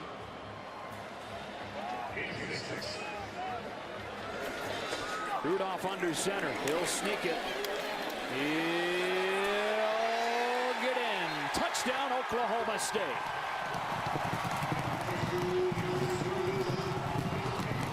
Not going to be denied on that one. 3 through the air and 1 on the ground for Rudolph tonight. You don't see too many quarterback sneaks that start up the middle like that and end all the way almost to the sideline. Yeah.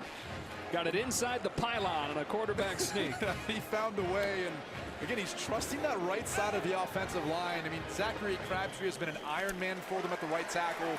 Started 34 games in his career, so of course he found his way to the upperclassmen that he trusts the most.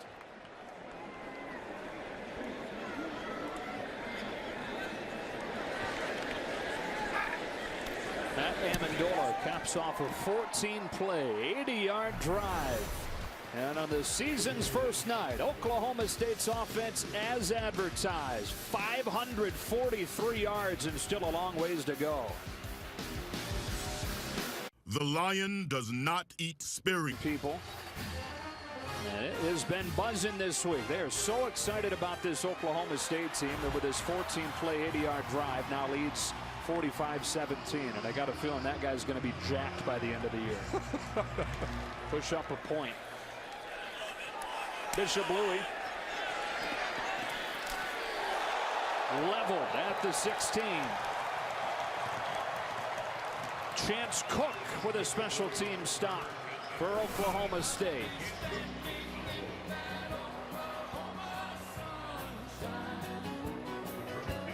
Just got off the bus from another world. Rules. There are sideline. Baker Mayfield, quarterback at Oklahoma, absolutely electric. But the question is, who's going to step up for Dede Westbrook and Samaje Perine, Joe Mixon? A lot of talent moved on to the NFL. Going to be great up front. They got a Heisman contender at quarterback. But you're right. Question marks across the board as far as the skill spots. Corey Taylor with a short gain on first down. And question marks, I think, are rightfully so. Because of the production of Dede Westbrook, in particular in the passing game. They've got Mark Andrews coming back, and he's an interesting option. It's kind of a tight end who can split out wide. But outside of that, I mean, they've really got to answer some questions before they start getting into their Week 2 game versus Ohio State, which will be a very, very tough test. One of the guys to look out for, a true freshman named C.D. Lamb, who is looking at stepping into his starting role. Dede to C.D., huh? Chad President unloads this one. A deep ball into one-on-one coverage. It's brought in. What a catch by Kaden Johnson. 42 yards as the sophomore fought through more to catch it. Look at the eyes and the concentration as he brings it back to his shoulder. That's why you do all those bicep curls. That's why you're doing those? I think that's why Kaden Johnson's doing those. But Drell Morrow in good position, but couldn't find the football, and it's easy to see why he couldn't. It's a flag back at the line of scrimmage. An eligible receiver downfield, number 6, was covered up by an outside receiver, making him ineligible. That's a 5-yard penalty, and we'll replay second down. So it was a formational issue. The tight end Chris Minter was ineligible, having been covered up.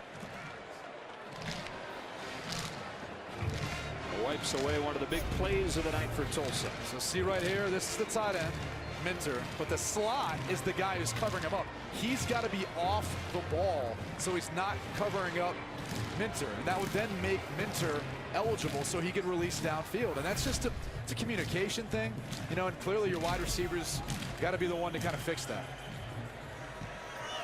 So Johnson makes a great play, but somewhat responsible for it being nullified. Instead of first down inside the Oklahoma State 40, back inside their own 20.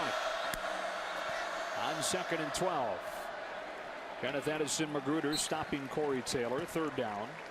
There was no one responsible for him. I mean, Edison Magruder had a free shot at Taylor, and that's where you kind of look at this offensive line and the battle they've been in with the defensive tackles and the defensive ends for Oklahoma State.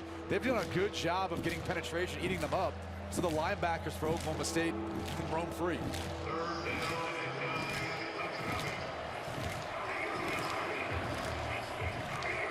They're down and 9 for Tulsa. Brewer motions out, so an empty set and a ton of room in the middle of the field. Hobbs needs to make one-man miss and does for a first down across the 40. I love it. Well-executed play. Chad President identifies the pressure. You'll see it right there at the top of your screen. Hobbs sees it as well. He breaks off his route, makes the catch, turns upfield to get more yards. And a rare missed tackle from Trey Flowers leads to 23 yards. This play is blown up. The Quentin Osborne having a nice night inside. Flashes of Vincent Taylor. I'm telling you, this guy is a player to watch. He gets penetration in the run game. He's explosive and quick off the ball.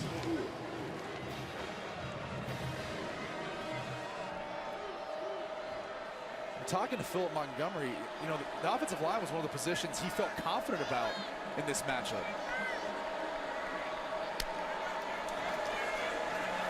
President under pressure. That ball should have been intercepted by Edison Magruder. Instead, third down. Right up the gut. Chad President really didn't have anywhere to go with the football. Tried to get out, tried to anticipate. He's very fortunate this wasn't picked off by Edison Magruder. It would have been 1-6 the other way. But a couple of those dropped tonight. One from each side. How about Enoch Smith? I've seen him a number of times kind of show up pressuring Chad President, Luke Skipper earlier. So we've said about 8 different names on that defensive line making an impact already. Another empty set on third down and long. President trying to run for it. He's got a chance, and he's got a first down. Some impressive things with his feet tonight. And that's the one thing you heard Mike Gundy talk about. We can't let him off the hook in third and long. If you're a defensive coordinator, Glenn Spencer, that has to make you go crazy because you got him right where you want him. You let him off the hook, you let the quarterback scramble outside for the first down in a big game. Close to 50 yards on the night for President on the ground. Throws this one into double coverage. Bodies crashing all over, but no flag. Josh Stewart was out there. So were 2 Oklahoma State defenders. 2nd and 10. It looked like Malik Curse. Now, 2 of the names we've not said. Cole Walterscheid there, 82 in orange. Traylon Weber, 89 for Oklahoma State. They're kind of 2 of the household names coming into the game up front. Yeah, Weber led the team in sacks last season. As the returning sack leader, coming back this year. And Walterscheid is a guy that Mike Gundy described as no one can beat him out. Everyone challenges for him, but they just can't beat him out. They want Johnson down the sideline. Great coverage from Morrow, and it's third down. A lot of contact, and if you're a Tulsa fan and you want a flag, you got to get Keenan Johnson to come back to the football. I know Morrow was inside of him, but look at number 8. You got to make a move to try to come back inside more. Put your foot in the ground and get back to the football.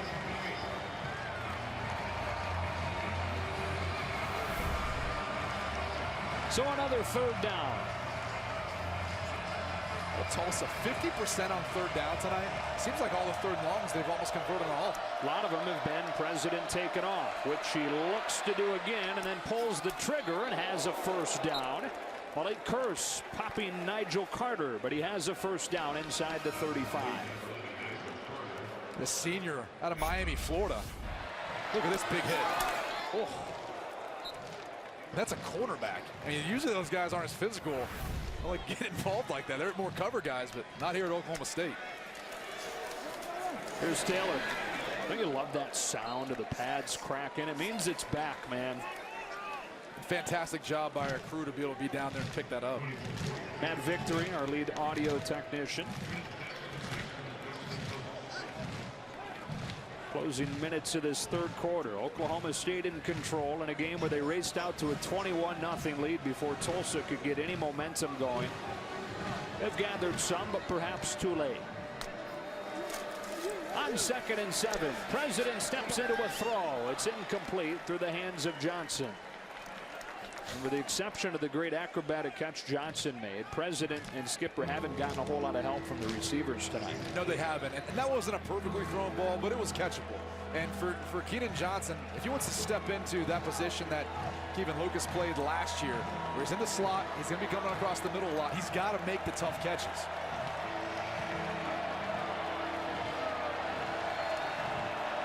Five for 6 on third down in the second half. Pressure coming from the Cowboys, so he throws off his back foot, incomplete. They brought 6 on third down, 4th and 7. This is an all blitz. It's 1-on-1 on the backside. Look at all the bodies up around the line of scrimmage. Chad President knows he's going to have to get the football off because there's going to be someone unaccounted for. 7 rushers from Oklahoma State. Offense will stay on the field. And why not in a 45-17 game? You've already converted earlier on 4th down. You've been good on 3rd down. Trying to catch him in the middle of a substitution here, but they allow Traylon Weber to get off the field. Timeout.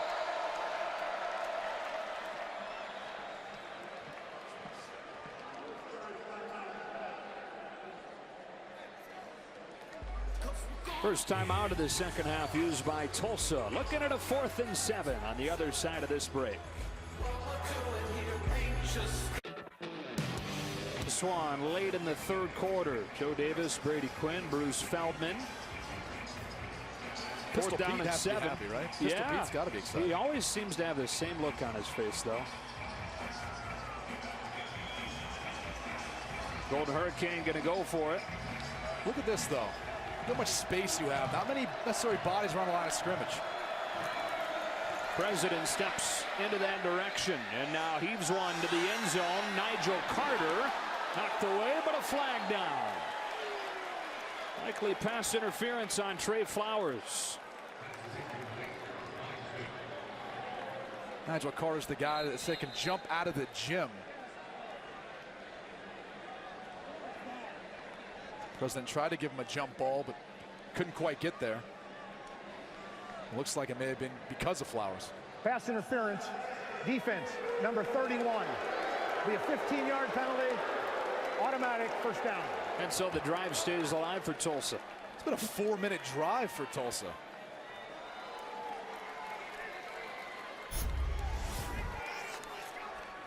You see Carter trying to locate the football, get back to it. A lot of pushing by Flowers. Kind of both pushing. I don't know. Yeah, I'm with you. But the drive will continue. 13th play over those 4 minutes you were talking about. The surprising thing, both teams have been substituting a decent amount, and usually they play with such a fast pace that they don't allow the other teams to. They just keep the personnel on the field. Press to the downs. President stumbling, lost the football. And Kenneth Edison Magruder is going to take this one back. Touchdown Oklahoma State from 82 yards. The defense doing its best big play impression.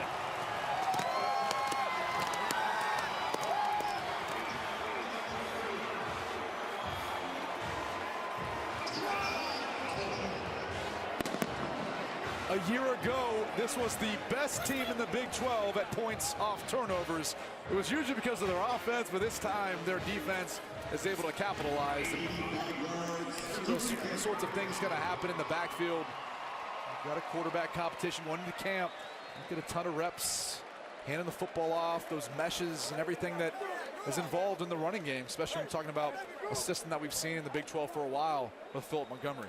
5th touchdown tonight of 40 yards or more. This one coming from the defense.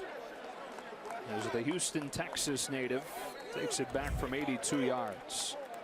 My Gundy telling us that several guys with Houston ties, but none of them closely affected at this point by the hurricane.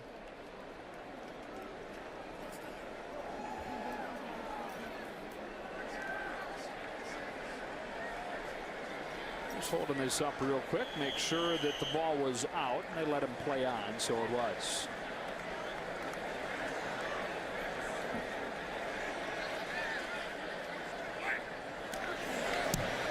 .52 for the Cowboys before the 3rd quarter comes to an end.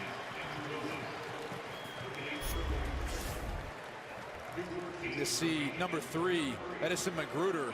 He ends up playing or trying to play Brewer as well as President, and really was just President stumbling. And unfortunately, when you're in this position as a ball carrier and you start to go to the ground, you end up naturally just using your hand or your arm to brace yourself, and you kind of forget you have a football in there.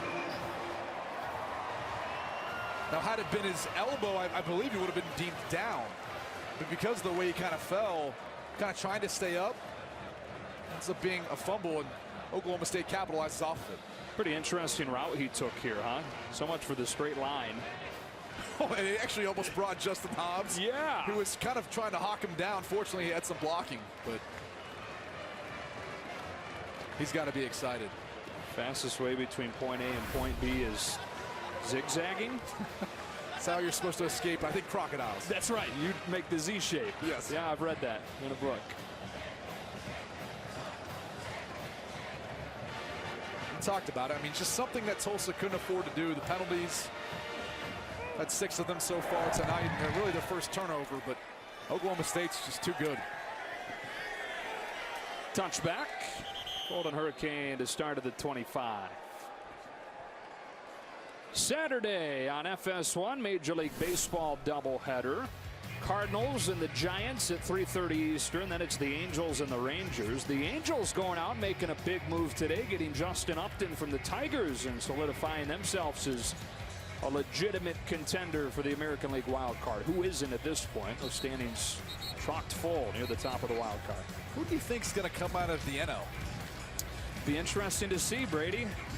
If you go by the regular season, you'd have to like the Dodgers, wouldn't you? They've had one heck of a year. I'm not sure what the difference is between last year and this year. Stop it. Cody Bellinger. All right, it's Cody Bellinger.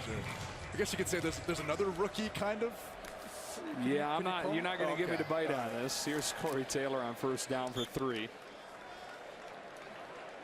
Look, if you're Tulsa right now, given the game is so far out of hand, I mean, these are meaningful reps for Chad President and really the rest of this offensive unit to try to get back into a rhythm, try to come up with some positive plays as you head on really the rest of the year and try to make a case for getting the top of the American Conference. There's Taylor again and chopped down by Kevin Henry. And it's turned into a blowout, but there have been some encouraging things for Tulsa as they move forward in a season where there were plenty of questions coming in. Yeah, and I think you look at some of the things Chad President has done. He's done some good things. There's some good things you can take away from his performance tonight. And I think his scrambles on third down, being able to keep his eyes down to make big plays at times. You mentioned it, his wide receivers haven't helped him out a ton. He hasn't received the best protection at time either.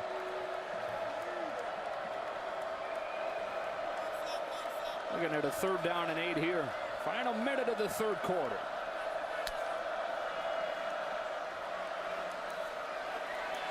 Pocket collapses. He runs again. This is where he's been at his best tonight. A first down crossing the 45. He got 20 yards that time. And has 70 total tonight.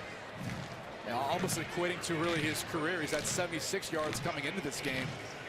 That was kind of his MO. He was a better runner than a passer. Only had 5 attempts, 1 completion coming into tonight. Again, he just needs reps, needs more experience and more time in this system. Here's Taylor making the first man miss and then dragged down. Oh, I think you mentioned it, but when Philip Montgomery first saw him, it was while he was an assistant at Baylor, and they had recruited him, and he had committed as an athlete.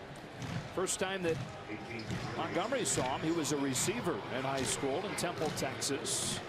So he went to Baylor, or at least committed to Baylor, thinking that he'd be an athlete with a chance to play quarterback. And very quickly after Montgomery took the job at Tulsa, decided to follow him there. Taylor again. This play shut down by Darian Daniels. 3rd down. And that brings this 3rd quarter to a close. Oklahoma State in the preseason top 10 for the 3rd time in its long history, justifying that and plenty more tonight as we go to the 4th.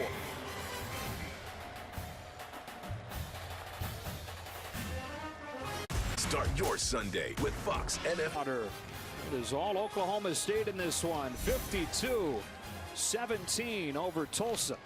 Joe Davis, Brady Quinn, and Bruce Feldman. This one tonight, and then on to Norman for us on Saturday on Fox as they welcome in Utah and hope to put on a similarly impressive 2017 debut.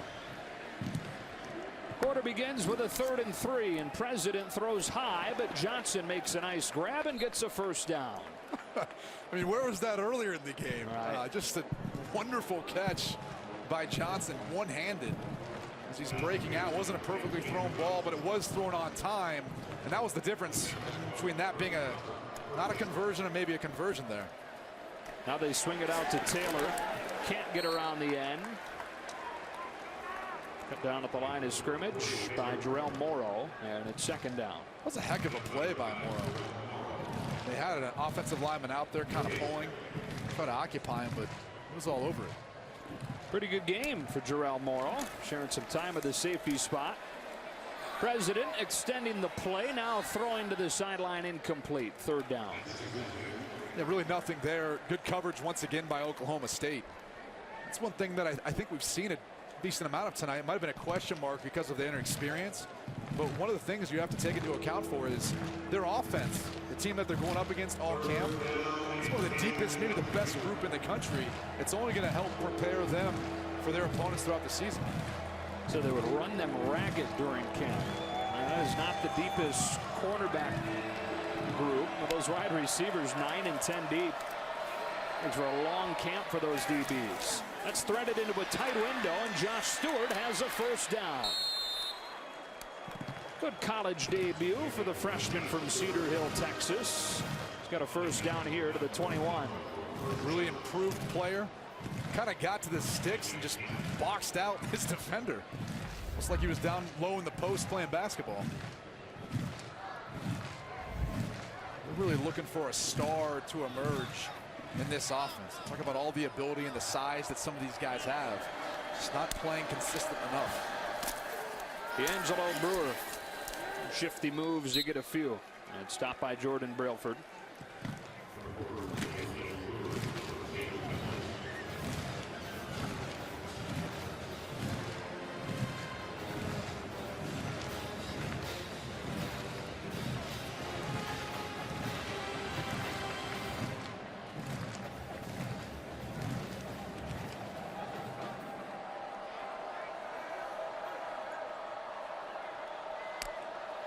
They bring pressure on second down. Taylor straight up the gut for 3.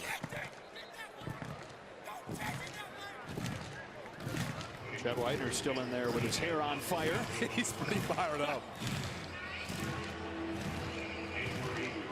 I mean, if you're going to go with the neck roll, you kind of got to complete the persona by staying fired up in a 52-17 game. Right? You can't let up. Oh, and he's a big guy.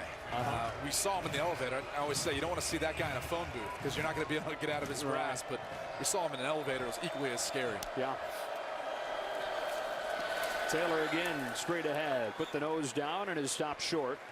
Walter Scheid in there for the stop. Whitener was again. So is Taj Bakari, and it's 4th down. Chad Whitener, redshirt senior from Mansfield, Texas, has really developed into a leader for him. Does a kind of variety of things at times. You know, almost adds as a 4th rusher when they're in 3-down looks. Obviously good against the run. Tulsa's converted a pair of 4th downs tonight. On 4th and 2, Taylor this time not going to get there. Enoch Smith, the Michigan State transfer, stops him short.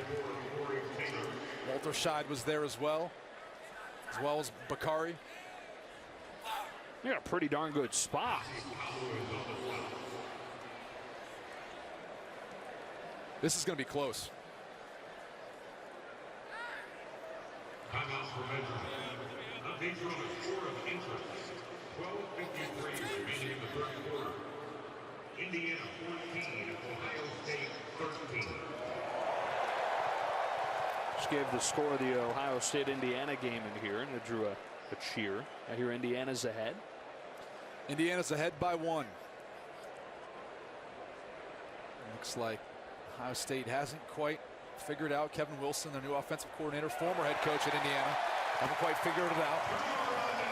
No, he is short. Oklahoma State will take over with 11:55 left to go in this season opener. Back to Stillwater.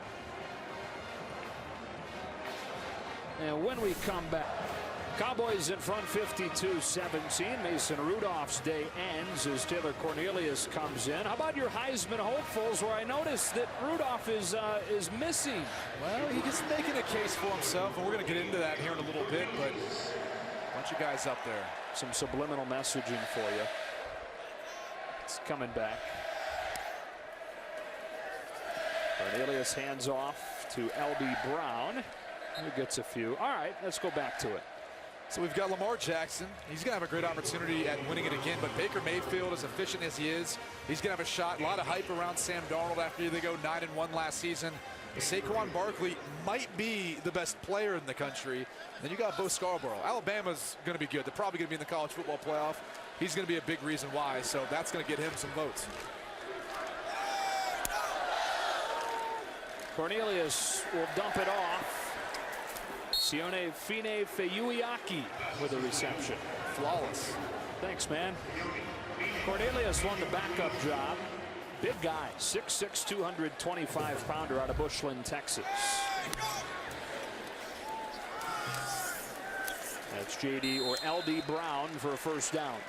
Mike Gundy talked about the fact that he just felt like Taylor Cornelius had more experience in the system, and that DeAndre Woodte's not far off, just needs a little more time.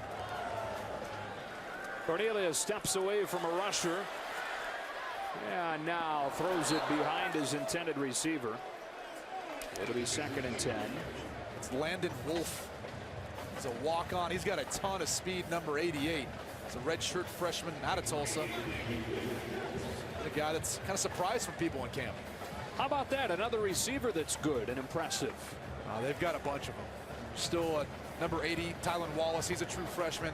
Kind of raved about him as well and his speed. Spread it around. 8 different players have caught a pass. Jalen McCluskey tonight, just 1 catch for -2.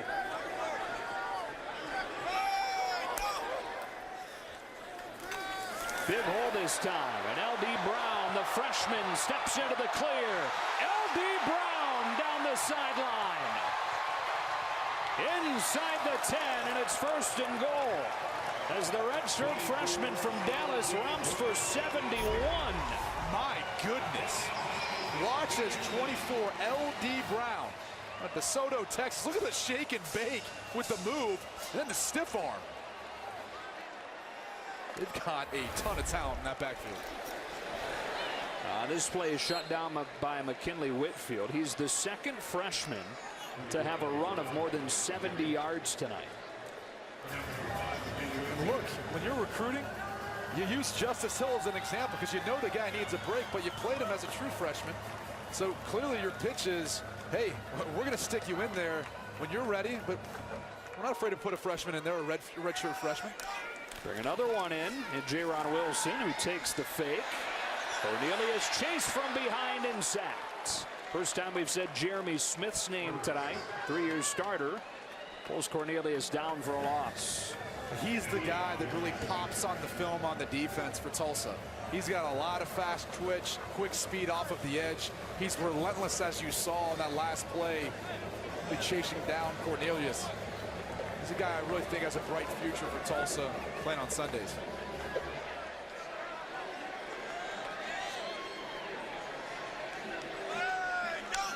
On 3rd and goal, Cornelius hands it off. J-Ron Wilson's first career touch, loses yards.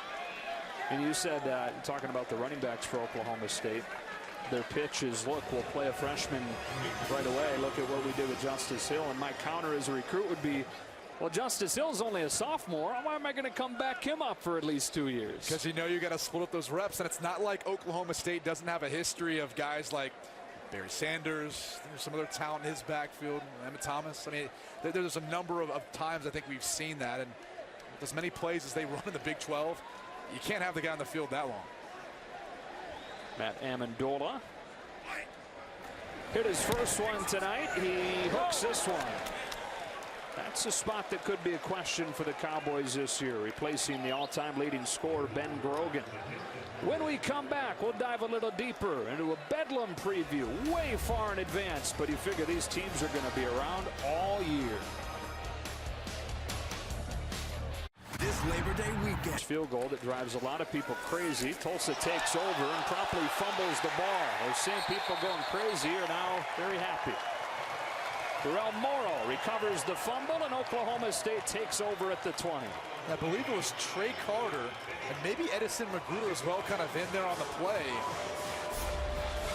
These guys have been getting a lot of penetration.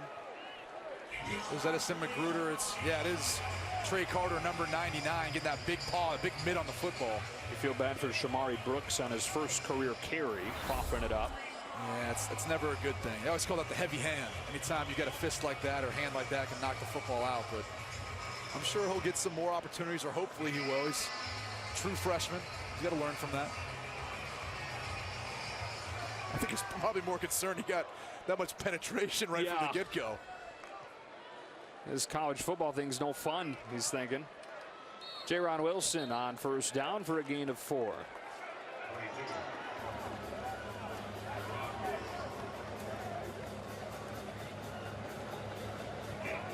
These are those valuable reps for a team like Oklahoma State that has such high aspirations, because they get these backups experience. So all of a sudden, if a guy goes down, they don't panic. They've got the live game experience.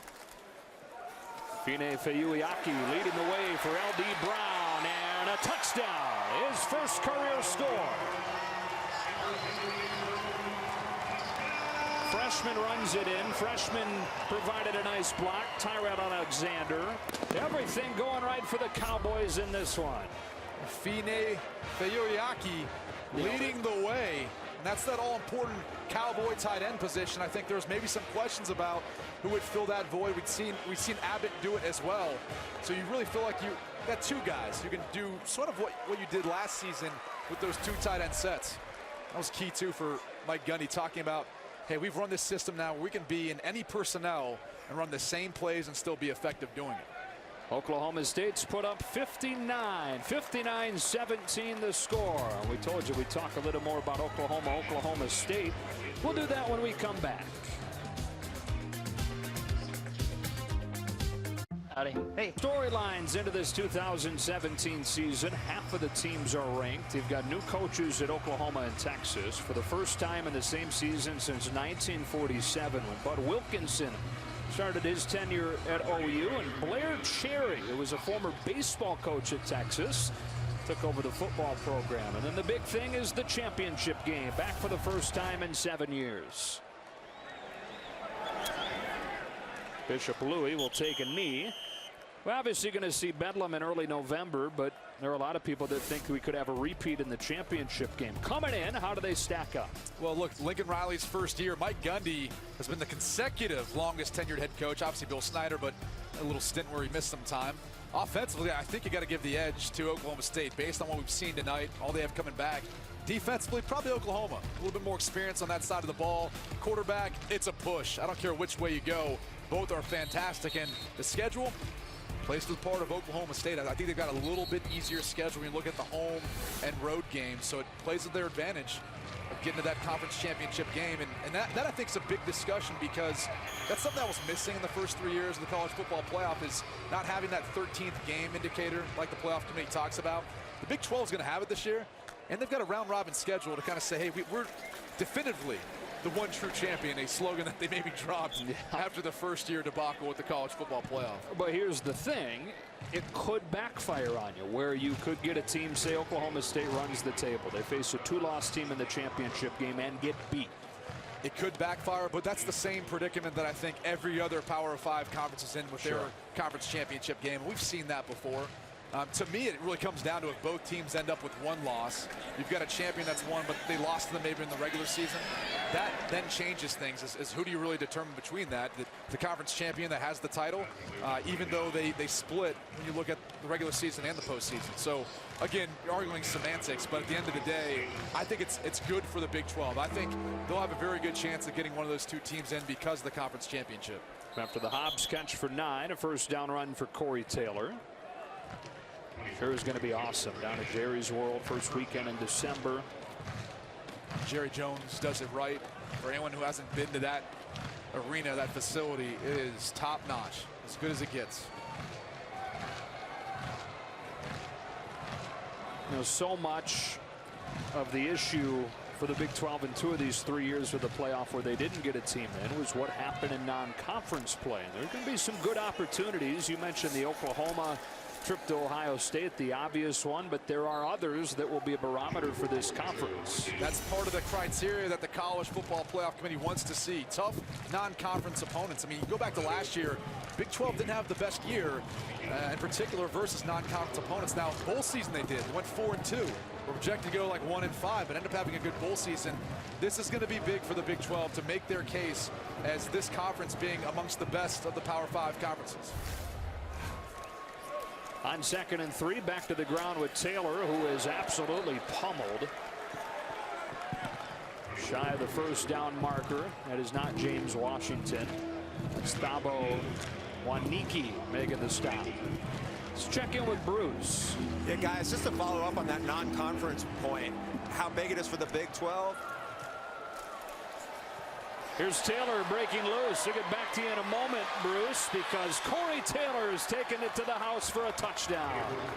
From 55 yards, his second score of the game.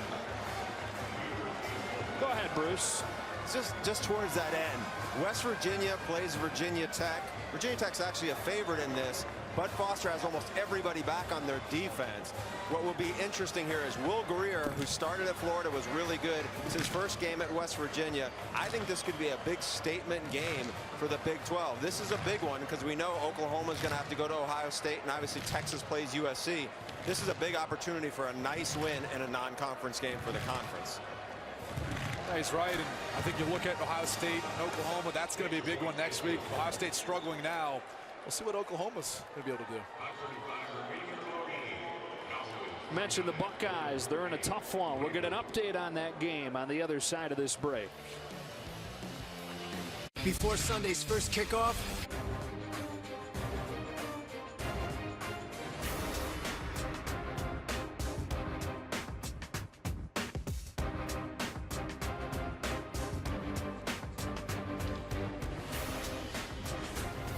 First time in 5 years Oklahoma State has had 300 yards rushing and 300 yards passing in a game. 639 total here in the season opener. Dylan Stoner to bring this one back. He's stopped at the 27. Let's go to our favorite Stoner, Rob Stoner. Tremendous transition, by the way. Ohio State with a 22-game winning streak over Indiana. J.T. Barrett from 2 yards out. First Buckeye lead since the first quarter. Indiana, 3 rushing yards. Ohio State, 4 sacks. More on this one in the postgame show. Joe Brady, this is Stoner, sending it back to you. Thanks, Rob. That Ohio State defensive line may be the best in the country. I mean, there's some names, too, that are kind of new to the national scene, but they are going to be tough to run the football against as Indiana's finding out. On first down, Cornelius goes right up the middle to Jaron Wilson. You know, coming into a season, even though there's all the hype and on paper you look really good, there's always kind of that fear. What's it actually going to look like when you get out on the field and play? And how do you think Mike Gundy's feeling about what's actually transpired once they suited him up? I think he's got to feel good about his team and how they've performed to that. I think they met his expectations. Of course, there's some things to clean up. Clearly the turnovers, some of the decisions with guys that you really trust in McCluskey and Mason Rudolph. But all in all, I think he's got to be pleased with where they're at. And I got to tell you, from playing in college and playing in the NFL, when you don't have that preseason like they do in the NFL, you get a little bit of anxiety because you haven't really played anyone else. You don't know how things are going to go once you play in a real game. Jaron Wilson. Good thing for Gundy, he can go out in his fields and kind of take the load off, take the stress off. That's not true. He's got an issue with army worms. I heard that. He's got to deal with army worms, and he's going to have to deal with South Alabama next. On the road, won't necessarily be an easy game down in Mobile, and at Pittsburgh, the toughest of the non-conference slate. Well, look at their home games. You know, they got Oklahoma at home, right? Bedlam's going to be at home. They got Kansas State at home as well. So they've got some games where I think they should feel confident about their ability going up against a couple of the better opponents in the Big 12. So not to say there's not tough road tests, but I think you look at the top 2 opponents besides Oklahoma State, they're at home. I use a timeout here. Timeout, Oklahoma State. 30-second timeout.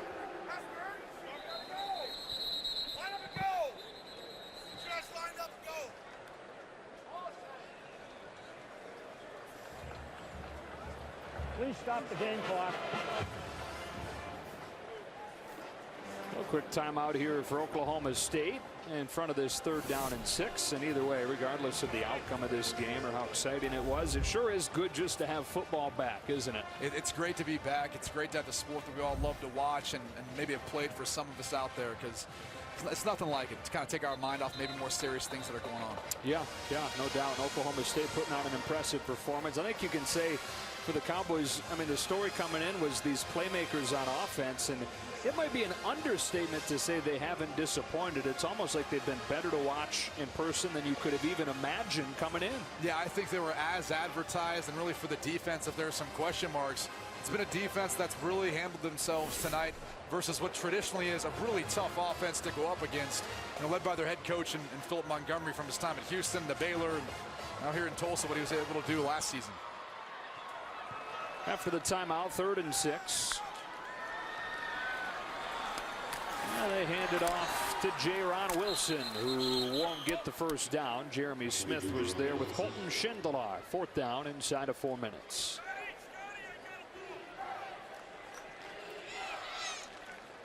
Don't get me wrong, just because Mason Rudolph wasn't on that Heisman list, it doesn't mean he's not a legitimate contender. Our colleague Joel Klatt, he thinks he's got a great chance of winning it this year because he's somewhat unknown on the national scene. I think last year kind of put him on the map, but he wouldn't be considered a favorite. And I think if you look through the past of Heisman Trophy winners, Joel's right.